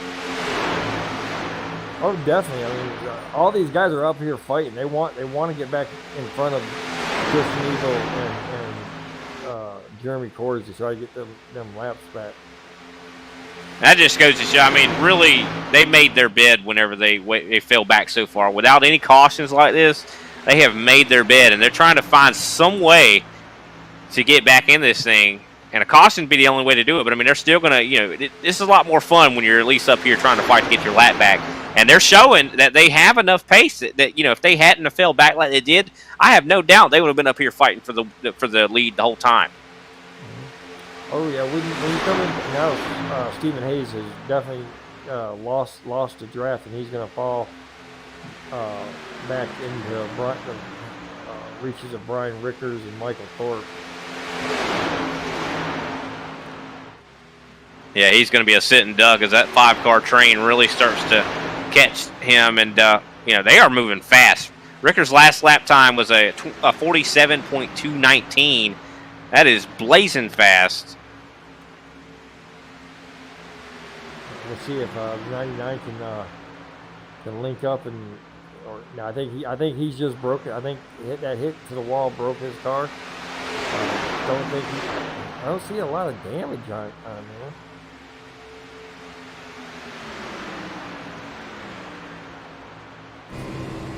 I see it. I do see a little bit of some dents and dings. Yeah, he's definitely got. He is not racing at all. We're in his cockpit, and he's got like 7,500 RPM. I hate to see it. It definitely was a good run for him. Definitely proud of him. I mean, I don't think that was his fault too. I mean, it just got a little. There wasn't enough real estate, and as this race keeps going, I think the real estate is going to keep decreasing. Yeah, it was nobody's fault. I mean, they were all racing. People were racing each other. You can't say, well, the lap cars did it, because lap cars over there racing for position 2. They're racing to get their lap back, and you just got to have more caution racing around them, because you have everything to lose. They have nothing to lose. They're already a lap down, so definitely got to be easy. But that's okay. And the thing is, they want to see the most is probably a caution, so they probably aren't going to be taking it as easy as you'd want them to. Exactly. But right now, Jeremy Coors and Tristan Evil complete control of this race right now. It's definitely their race to lose with 21 laps to go.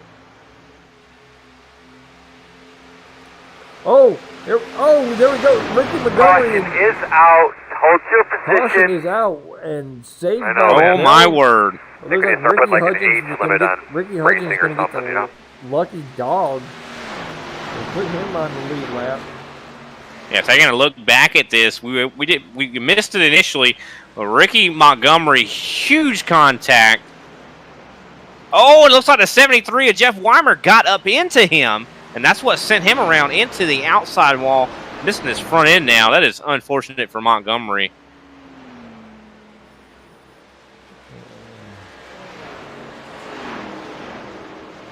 Man, you hate to see that, but imagine that, 100 laps we've done here tonight. No caution. Now we have a caution. A lot of these guys are going to get these laps back. Lester, this is about to be insane.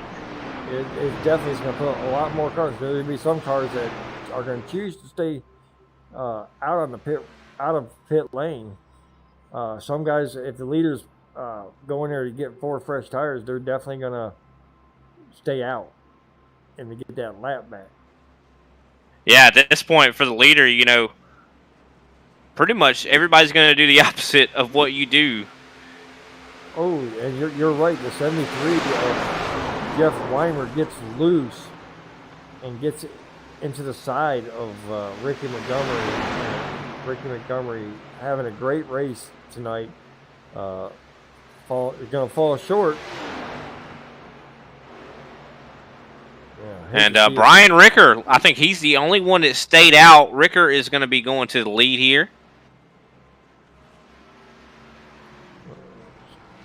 Hopefully Stephen Hayes can get some of that damage fixed and maybe. Oh, we had to overshot his penalty. I mean, how he was in the back.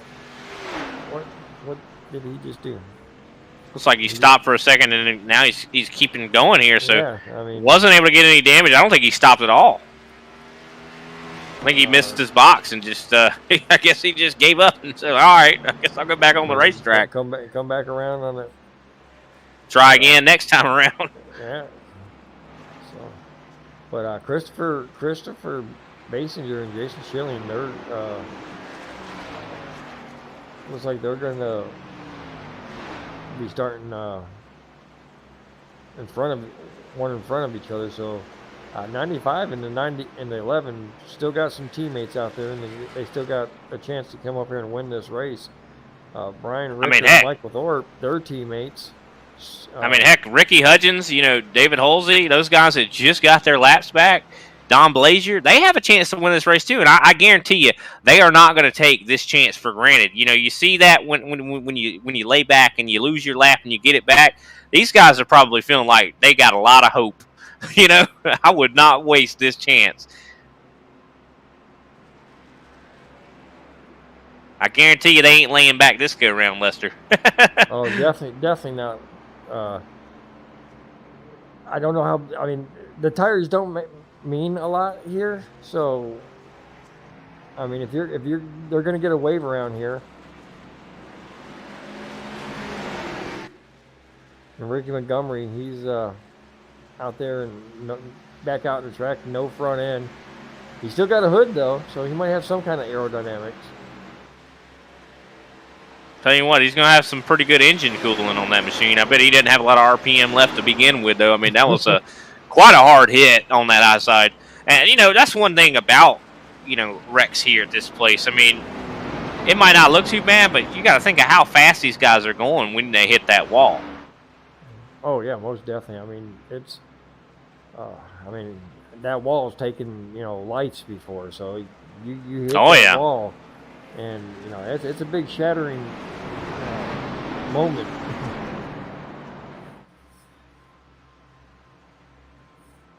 Here we are prepared to go green here after our first yellow of the night. You heard me, first of the night. We have already gone 100 laps green, and now we have a caution. I think I actually welcome this caution, Lester. This really is going to inject a lot of excitement here as we have less than 20 laps to go. Yeah, it's definitely going to make the ending of this race a lot more interesting instead of having two cars racing for the lead. Now we're going to have like 7 or 8 cars racing. I mean, heck, really, we're going to have 11 cars racing for the lead, considering now the top 11 are all on the lead lap. And we're about to go green here in about a half of a lap. Actually, not even half of a lap. Green flag. Now. Yeah, the pace car down pit road. A slow start from Brian Rickards and Michael Thorpe. I almost feel like they were giving those other guys a chance to catch up.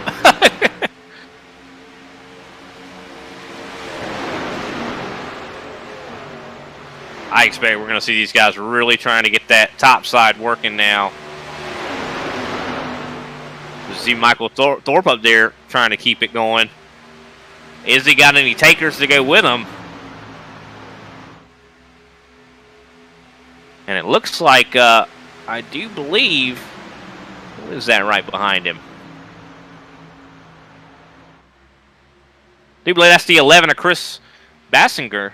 Tell you what, he's been very impressive. All these new guys you guys have been bringing into the fold here have been so impressive. Look at that, Stephen Hayes up to the top. He's going to try to challenge for the lead on Ricker. Oh, big wiggle for Michael Thorpe. That is what I talked about before this race started, Lester. Don't push the pusher.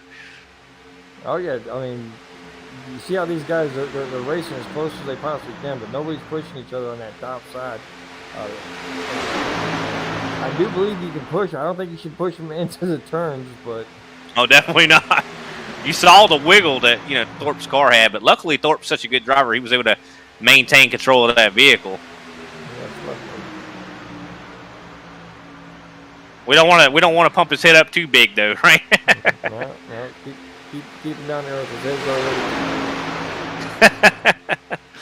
Right now, Brian Ricker in control of this race. We talked about the 22 was going to be an important deciding factor. Who knew he was going to be the one that was going to be up in the lead? Well, I mean, for the longest time, he was racing with no teammates. Now he's got the lead, and he's being challenged on it outside. But one of his teammates is up there pushing the 99. I mean, at Daytona, at the end, towards the end, I don't know really how many friends you're going to have. Teammates who were working with you earlier might not work with you now because, you know, they want to win too. Oh, look at that. Outside is Thorpe and Stephen Hayes and Mason. They're just, I mean, doing all they can on that top side. Yeah, they were zooming there for a second, but they slowed down quite a bit in that turn. I think they were zooming a little too much. They definitely have the speed to be able to make something happen here. And I'm sure Tristan Evil and Jeremy Kors are just biding their time also. So there's a lot of moving parts out here. And like you said, are any of these guys going to be friends at the end of this thing? Or is it just going to be calamity of everybody trying to vie for whatever spot they can get, and whoever survives is going to take the win? We'll have to wait and see. But it looks like the top line almost clear. 99 was almost able to go down, but looks like he's going to stick up top with Thorpe, though. As we're closing in on this, you know, soon to be the end of this race. I mean, they believe about 14 laps remain. 13, I think, when we cross the line.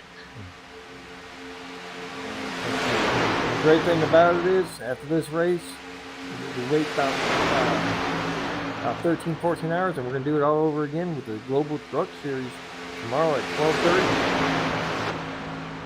Oh, yeah, the racing's not going to end, that's for sure. These guys are going to need their rest. I definitely needed my rest because I plan to be behind that wheel in that number 6 Planet Express truck. You're going to deliver yourself a win, huh? I'm going to try. I have not got a win in my league yet, and I really want one. Well, tomorrow might be the day. Well, I'm going to give it my all.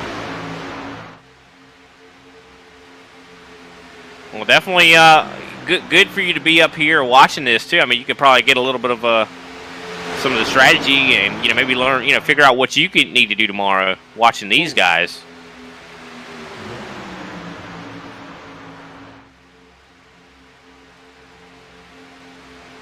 Right now, it looks like that 99 doing a great job up there with Thorpe pushing him. Gotta definitely shout out that Christopher Bassinger once again. He's doing a great job out there too. And you don't have to fully pass these guys on the bottom. I mean, if you cross the line and let's say you got .001, you still won the race. Yeah, exactly. It's all about, it ain't about how big of a gap you got as long as you win.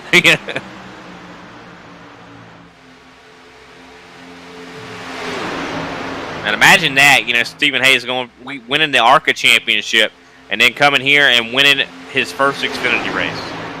I mean, it's definitely in the cards for him, and I know his brother's out there watching and rooting him on right now. Michael Hayes was not able to race in the race, and look forward to having him back next week. But right now, his little brother out here running as fast as he can to try to bring home the Hayes' win. Definitely gonna have to try to make room for. He's gonna have to get him a trophy case, that's for sure. I have a feeling with this guy how Stephen Hayes seems to be performing. But definitely a much different track we got to go to next week, though. Auto Club. I can't wait to see how all these guys rise to the occasion there. Oh, Auto Club is a very fun race. It's actually probably built for a car like the Xfinity cars. Because you definitely want to be on the looser side at Auto Club more than the tighter side. And look at that. The bottom getting very disorganized, starting to break up a bit. As the top lane very organized. see Tristan Evil and Jeremy Corder starting to fall back a little bit here. And Ricker, looks like that's going to give them the top lane the advantage. And Ricker has been passed. Stephen Hayes down to the bottom. Yeah, Stephen Hayes is going to take the lead, but Michael Thorpe being pushed by the 11 of Chris Basinger. And they're almost both clear. It looks like they're not going to get it, though. And Basinger goes back to the top while Thorpe goes to the bottom. And now Thorpe is going to be leading the race here. And all right, easy now. Don't want to go underneath the yellow here, people. But right now, it's going to be a race between Chris Basinger and Michael Thorpe. I mean, it is a revolving door right now. These guys going from the top to the bottom here. And Jason Schilling now pushing Basinger and doing a good job. It's all going to be about who's up front at the end, though. Yeah, and right now, Michael Thorpe's got to wonder how much of a push is he going to get from that 99, because that 99 is teammates with the 11 car. So things are, I think it's starting to heat up. I think this is when things are going to start getting wild as we're 3 wide. Tristan Evil on the top. They were 3 wide. Thought better of it for a moment there. It was quite scary. Big checkup from that low line. Got Don Blazer a little out of sorts there, and that top side is going to get a big run. Chris Basinger, I mean, he's another one that he could win his first Xfinity race here tonight. Yeah, Lazy Lizards have mainly rookies up here on the. Well, I'll tell you what, you picked some good rookies. Chris Basinger just now goes down in front of Michael Thorpe. 95 falls back a little bit. So now it's 11 car of Chris Basinger, 34 of Michael Thorpe, then the 99 of Stephen Hayes. And yeah, Joshua Slade trying to go 3 wide on Jason Schilling. Schilling goes down to the bottom. And now single file once again here as we, well, not really single file, but for the most part, but look at that.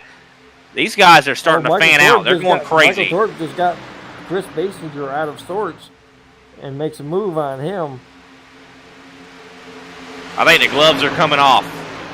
Now we got Dirty South versus Lazy Lizard for the lead. You got 3 Lazy Lizards down on the bottom.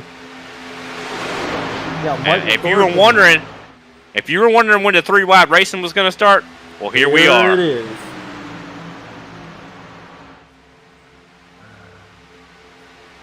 And they don't look like they want to change it at all. They're going to stay 3 wide. Oh, a little bit of wiggling, though. Evil Michael Thorpe.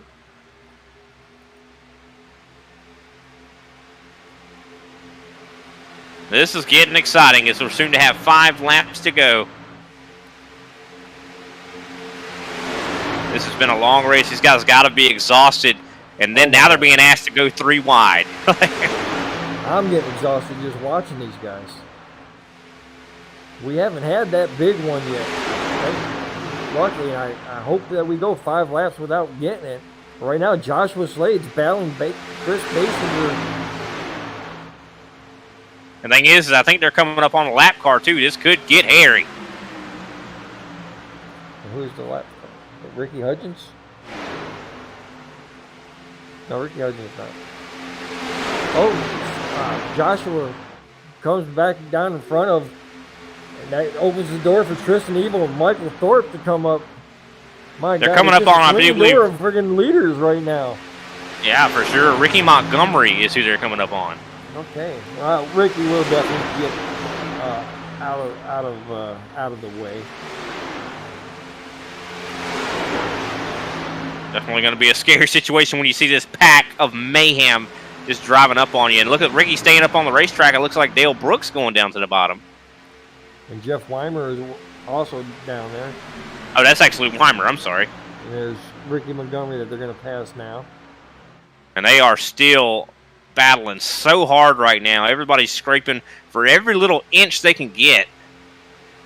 And sooner or later, everybody's going to be trying to make their move in the next lap or two to try to position themselves to make that final push to the front come the last lap.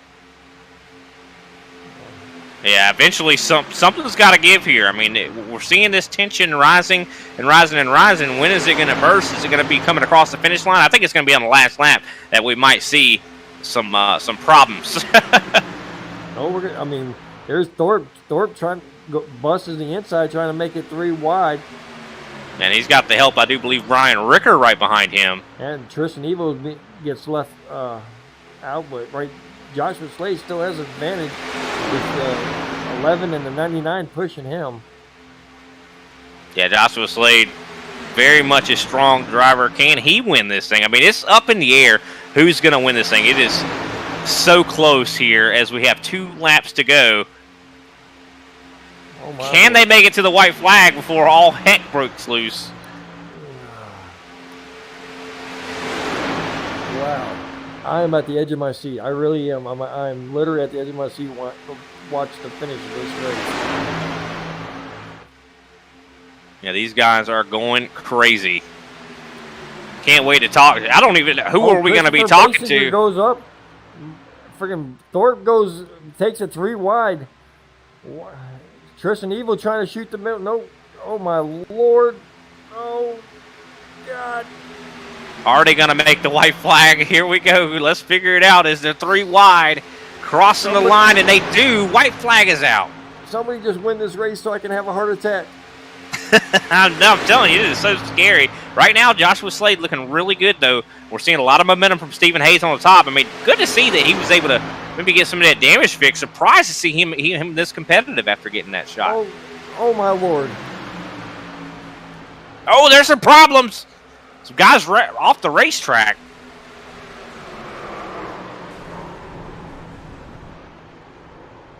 All kinds of calamity.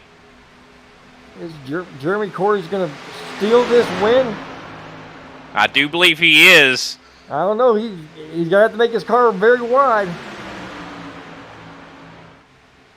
And who's going to win at the end? Is it Christopher Basinger wins the race? I'm sorry I got a little excited. That's my driver. What a finish. Yeah, what a finish. Never expected that. Wins the first race that he competes in. And got a lot to unpack here. Let's see exactly what happened here to cause all this accident. We're back here. David Halsey. It looks like David Halsey tries to go low, and then Joshua Slade and gets. Let me see what happened to him and Don Blazier have some problems, that's for sure. And there's only 5 left there. You see Brian Ricker being one of the 5. Oh, the 99. Oh, 99 got 99. I think 99 had a little bit to do with that. And look at that finish, though. Man, seeing Christopher Basinger, I mean, he was on the top. Get that kind of a run.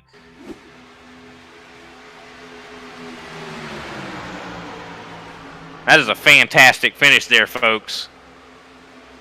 I mean, looking at that, and Coors tries to drive him up the track a little bit, but he gives him plenty of room, and Basinger able to get that done, and the pass is made. I do believe only 200ths in between those drivers.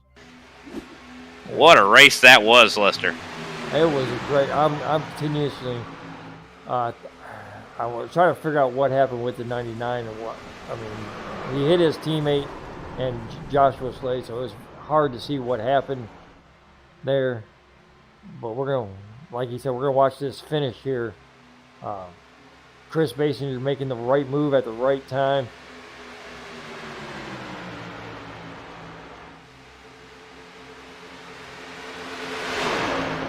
Man, that was the closest finish with the top 5 guys. Yeah, what a hectic last lap. I kind of knew it was going to break out like that. Wow. But, man, see that 11 car win, the first race in the Xfinity race he's competed in. I mean, you guys were like, we're a little worried if we should let them do race in the Xfinity. Well, I mean, I guess you shouldn't have been worried at all because that 11 just shocking everybody, sending a message to everybody in this roster. Yeah, definitely a good start for the 11. Raced a good, clean race, and man, look forward to seeing him. I had to tell him he needs to change his SDK to read the right racing team. but we'll get at that. And Stephen Hayes as well. But man, a great race, great finish. I like this. I would rather.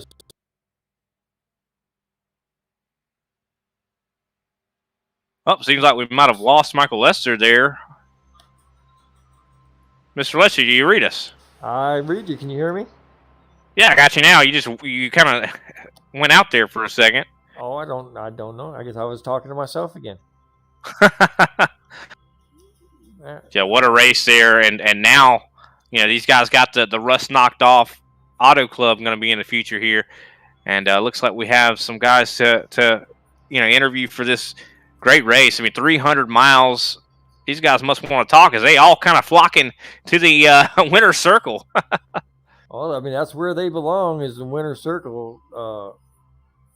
Definitely. So we're going to bring up our third place, Brian Rickers. Let me see if I don't see the winner's circle. Why don't I see I see it.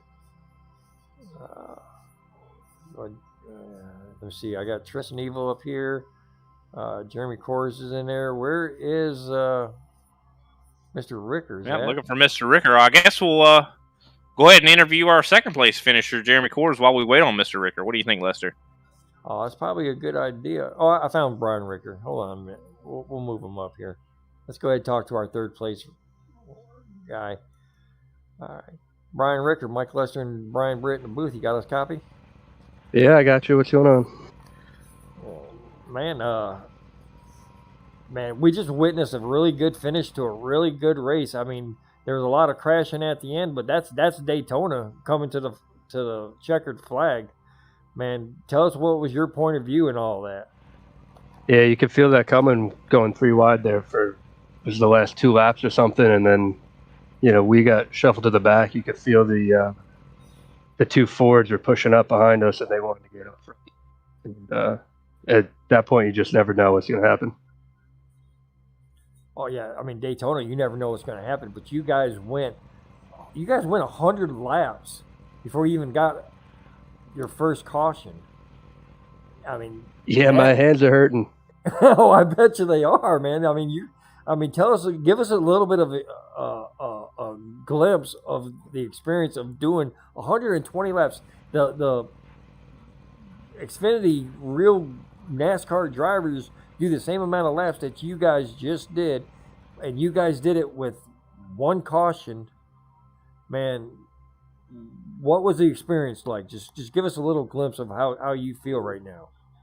Yeah, well, it was a lot of riding around. Then we're focused on your pit strategy. Then every time you come out of the pits, you get a few laps to just drive around, try to catch the draft, see where the leaders are, and then you gotta start thinking about your next pit stop, because you don't know if there's gonna be a caution when you got we had some good drivers out there tonight. So they really yeah, definitely had some good drivers out there. You guys raced tremendously, man. Congratulations on that to everybody out there. Yeah, thank you very much. Okay. Well, before we let you go, I want to ask you one more question. Now, when it was just you had a 6-car breakaway, you had the team of Jeremy Kors and Tristan Evil, and then you had the Lazy Lizard team of Stephen Hayes, Chris Basinger, and Jason Schilling. Sorry, Jason. And you were the lone man. How lonely were you out there? Did you say you wanted to race with a certain amount of certain guys, or were you just whoever was going to take you to the front? Yeah, it's funny. I said that to my team during the race. We had 3 Fords up top, 3 Chevys up top, and I was pushing the 2 Fords on the bottom. So Chevy's not happy with me after that race. But they just Jeremy Kors and Tristan Evil were just really fast cars, and I felt like they gave me the best chance there to stay fast. You got to go with the best chance. Anyway, all right, man. Well, you got a 3rd place finish in the inaugural race at Daytona for the Xfinity League, man. That's quite an accomplishment. You raced a great race, man. Anybody you want to give a shout out before we let you go? Yeah, shout out to my teammates, Michael Thorpe, pushing me all race. Steve Gerber was right there, Ricky Hudgens, and then just all the drivers in this race. Really, I thought everyone did a really good job. That the wreck at the end is going to happen at Daytona Talladega. So I'm looking forward to a really great season with all these guys. Man, if the rest of the season is anything like tonight, man, this league will be very, very successful. People are going to be breaking down the doors trying to get into this series. Man, that's for sure. Man, congratulations once again on your third place finish. Look forward to talking to you next week at Auto Club. Appreciate it. Thank you, guys. All right, that was Brian Rickers from Dirty South Motorsports. You want to take the second place guy of Sure, I'd love to. All right, I'll bring him up here for you. Well, we got Mr. Jeremy Kors up in the booth here, our second place finisher. I think about turn 4, we thought you were going to win this race, but things changed at the end there. What a great race, and you to give room to the other drivers out there. And how are you feeling? I mean, was that a lot of fun? It was a blast, man. 100 laps green at Daytona is insane. I can't thank my teammate Tristan Evil enough for we were just in each other's ear, calming each other down. Then the lap cars kind of got runs on us, and we were racing hard. We both kept cool heads, and man, my arms are tired. Oh my goodness! But that just 100 laps green is just it's so taxing here. And but yeah, the end of that race was an absolute blast. I mean, I don't care if I finished last or I finished first, and that was so much fun. And I really want to just shout out to all the other drivers out there for racing the way we did all race. It was a lot of fun. Yeah, definitely seemed like everybody out there gave each other a tremendous amount of respect, and you love to see that. I mean, especially with a lot of times when you start a season off, you're going to have a lot of rust built up, especially when you have 6 weeks of not racing really. And you guys came out here and put on a show like that. Very impressive for sure. You and Tristan working together very well, here all race. I mean, so you said that was a big factor. You guys, did you guys put a lot of time in to figure out each other's rhythms? Yeah, I mean, me and Tristan, this is our third season as teammates now, so we kind of... Different car, that's what I kind of meant. Right, different car. I mean, but it's still the same. It's like muscle memory, man. When you're that familiar with how a guy drives, I mean, yeah, the car is different. These cars, they change so much over the course of a run. That is the biggest difference between the Xfinity car and any other cars. Over the course of the run, they change and change and change, and it's difficult. I mean, it's a difficult car to drive, and especially at these super speedways, man. I mean... The way we had our car built this week, it was loose, but it was fast, and that's kind of how we did it. And coming onto pit road was a little bit sketchy a lot of the time under green there. But me and Tristan, we had practiced and we had talked about our strategy on green flag pit stops, and green flag pit stops are so important here. It's just something that we really drilled into each other. We have to get our pit stops down. We can't miss.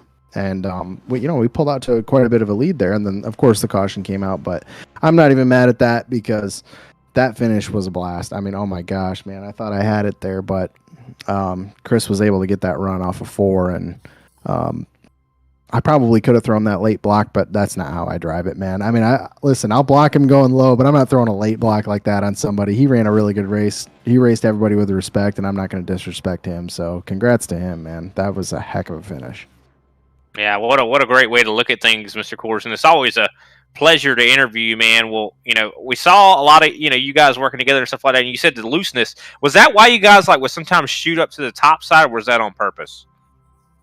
Sometimes, like if you saw Tristan would kind of drift up a little bit more, like a good lane or two, that was because I was getting hot and he was just giving me air there. So, I thought you guys were kind of trying to control the lanes. This is kind of what it looked like. Oh no, he was trying to give the one time when I was in the lead and I drifted way up, I kind of shot to the top. I was trying to give him air and he got underneath my quarters, so I couldn't come back down. Yeah, we were wondering what happened there. We didn't know if it was on purpose or not. It looked like he got loose or something like that, or some type of handling condition. But yeah, glad it worked out for you, man. Well, how you feeling? Next week we got Auto Club back in the swing of things here. Can't wait to see what it's going to be like. What are you thinking? I love auto clubbing these cars. It's so much fun. I think there's not as many lanes that work as, like, for instance, in the trucks, where at auto club in the trucks you can pretty much run wherever you want. Depending on how the set's built. In these cars, I think you're a little more limited, but it's still so much fun. I mean, it's a difficult track. The track's gonna be working loose and not tight, so you're gonna see a lot of loose race cars out there. And who doesn't love loose racing, man? It's a blast. So I can't wait. I'm glad that we're back running. I'm glad that we're rolling, and we were able to get all the details hashed out for it, and hopefully we get our other two lunatic drivers out there next week. They couldn't make it this week, but we're going to get them out there, and we're going to have a lot of fun this season. I definitely think we're going to have a ton of fun this season. Well, after a second place finish here tonight and our Wolf Cola driver of the night, who can we shout out for you tonight? A couple of people. I want to shout out Scott Martin at Martin Sports. Martin Sports is, you'll see the big MS on my hood there, my sponsor. They best sim racing gloves in the business. They make gloves specifically for sim racing. They just grip your wheel. It sure helps to have a good pair of gloves when you're racing these things, because your hands can get sweaty and stuff like that. And I'll tell you what, my arms are tired and I'm sweating, but my hands are dry. So they got those nice Martin Sports gloves.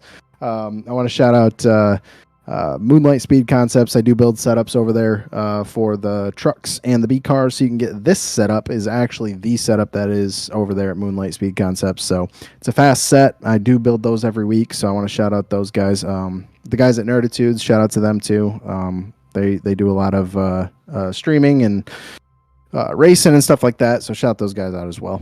And shout out to you guys. And shout out to you, Brian. I haven't talked to you in a while, man. It's like you only talk to me when I podium in these things, so kind of hurts my feelings. I hate to do that to you. I hate it. We'll have to catch up here shortly. I'm sure we'll have a lot more opportunities here coming in the future. We definitely appreciate your time, Jeremy. Thank you, guys. And I got one, Jeremy. Before I let you go, before we let you go, man. I want to personally thank you for coming on and become an owner in this Xfinity series. I look forward to talking to you a lot more in the coming weeks, not only in the boardroom, just in the general area. Man, thank you for coming on there, and thank you for putting on a great race. And man, we look forward to seeing you in the Auto Club. No problem, man. It's a blast. I appreciate it, you guys. And last truck season got a little chippy all the way around, but this season we're gonna have a lot of fun, and we're gonna get back to the basics, man. We're out here racing virtual race cars. We got to make it fun, right? So let's do that. That's it, man. That's it. Appreciate you guys. Well, that is your second place finisher, Mr. Jeremy Coors. Now, David, last but not least, a man you might be quite familiar with, Mr. Lester, and of course, it'd be nice for you to interview your own your driver here, Mr. Christopher. I gotta try to find him. Where the heck did he go? He was down there waiting for us. Maybe we took forever to do it. Oh, there he is. I found him. He was over there in Blazing Fools Racing. I see. I'm gonna bring him up here to the broadcast. Christopher Basinger, Mike Lush in the booth. You got a copy? I do, yes, sir. Man, what a performance you had tonight. Your first race in Xfinity. You're up here with the big guys, man. You're up here with the top dogs of Global Racing League, and you come home with the dub. Man, how are you feeling right about now? I'm feeling awesome, and that's what I said. I couldn't have done it without my teammates. Lazy Lizard Racing, Jason Schilling, and Steven Haynes. That race were the MVPs. Like we controlled the field for a little bit, and when it came down to it, they stuck with me, man. And I gotta give the biggest thanks to them. Other than that, though, I feel like we ran pretty good that race, though. I'm just really excited, man. Full of emotion. Okay, I'm sorry about that. Somebody was sending me messages, and I got squirreled. You're all good. Let me get back here. Let me push it off here. Yeah, man, you guys. I mean, you guys did a great job running together all night long. If you saw that 11 car, he was either pushing the 99 or being pushed by the 99, and the 95 was right there as well. Looked like he was having a little bit of handling trouble and at times, but when it came down to it, he was right there to push you guys to the win. And man, y'all did some great teamwork. Walk us through that last lap. Carnage going on all around you, and you come out of it unscathed, and you got that first place guy right in front of you, and you got your teammate behind you. What was going through your mind? What was the race chatter like? I was it was crazy. It was more like, you know what?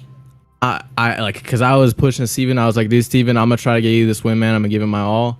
Because there was times earlier on where I was pushing him, and I almost blew my engine quite a bit pushing him with the 40% tape. But that last lap, it was crazy. I saw that Steven made contact with, I think, two teammates made contact. Steven and Jason, they both made contact, and I was trying my best to get out of it. Steven made it out of there with less damage than Jason, I think. And dude, he was just able to push me to that win. I was gonna block the 97, and I was thinking about it, but I was just thinking I would rather get second than be wrecked out. Then I saw Steven behind me, man, and I was like, dude, I got this win 100%. And then we just took off. Y'all definitely took off. Y'all all night long. You race good teamwork racing, and man, I couldn't be proud of y'all. Couldn't be more happier than for you. All y'all did well. It was a good start for Lazy Lizard Racing. Got a win, got a couple top tens.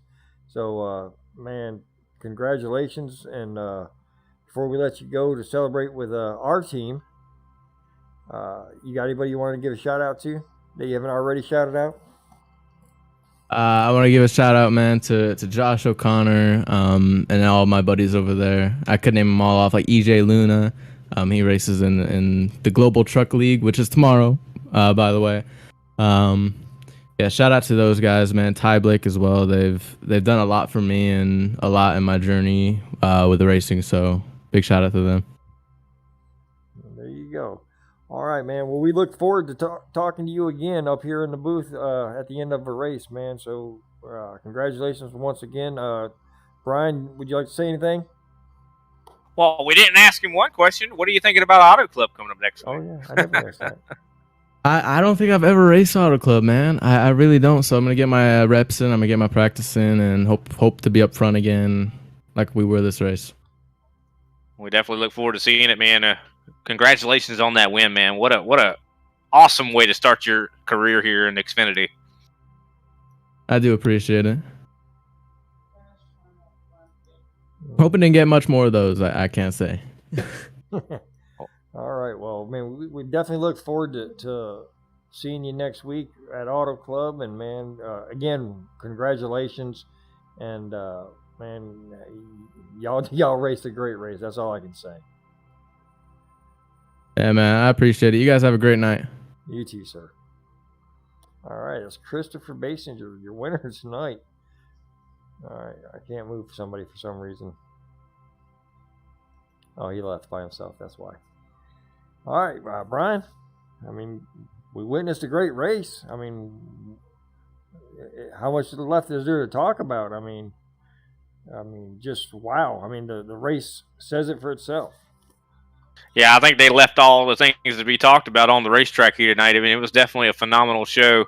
And what a great success for the Xfinity Series, you know, to show up like this, hit the ground running, and such a great race. I mean, that's got to really show the future, you know, the promise of the future for the Xfinity, you know, league. Just considering, you know, they were able to go 100 laps green like that. I mean, you don't see that very often. No, not at Daytona, not in a league race, not in official races. It's a rarity that you will see 100 laps ran without a yellow flag. And we technically only had that one yellow flag, and it was for a 2-car accident. The big accident happened at the very end when everybody was jockeying for position, trying to get that win, which is, you know, that's what happens. And that's the norm. Yeah, that's the norm. I mean, you can't be mad at anything. I mean, yeah, you could be upset that you wasn't there to get the win or something like that, but I mean, that's what happens this place is only good for three laps at the most, or 3 wide at the most, and you get 5, 6, 7, 8 cars trying to win the race at the final lap. Sooner or later, you're going to run out of real estate. Oh yeah, something had to break eventually for sure. But what a great race it was! Can't wait to see what these guys can pull off at Auto Club, and can't wait to see what tomorrow looks like. I mean, if the racing tonight looks so good, I mean, I can't wait to wake up tomorrow and see what that all holds for us. Well, I'm right there. I look forward to it. I think a little bit more. I'm gonna be in that number 6 truck, and if we can do half as well as these guys did tonight, we're gonna put on another good show tomorrow. 100%. So make sure you tune in on the Performance Motor Network tomorrow, 12 p.m. noon, and we'll definitely bring you that action. And unfortunately, we won't have Michael Lester up at the booth, but I'm sure we might get the chance to talk to him either way. Well, I'm hoping we do. And I hope I have a big smile on my face. Maybe I get a Lazy Lizard suite. Now, wouldn't that be something? That would be something. All right. But definitely, what a great race. And I would list out all the things that are to come in PMN, but I think we'll just wait for tomorrow. And if you tune in tomorrow, you'll definitely see all the great things to come next week. I know Tuesday we're going to be debuting a new league, so definitely excited to see that. But what a great race, Lester. I think maybe you could lead us off with the conclusion. Yes, sir. Well, again, that these guys left everything out on the track, and we are so glad to be here to witness and to broadcast this. And tune in tomorrow, the Global Racing Esports Network at 7:30 or 8 o'clock or so. I will be airing a brand new ARCA series for the Doghouse Racing.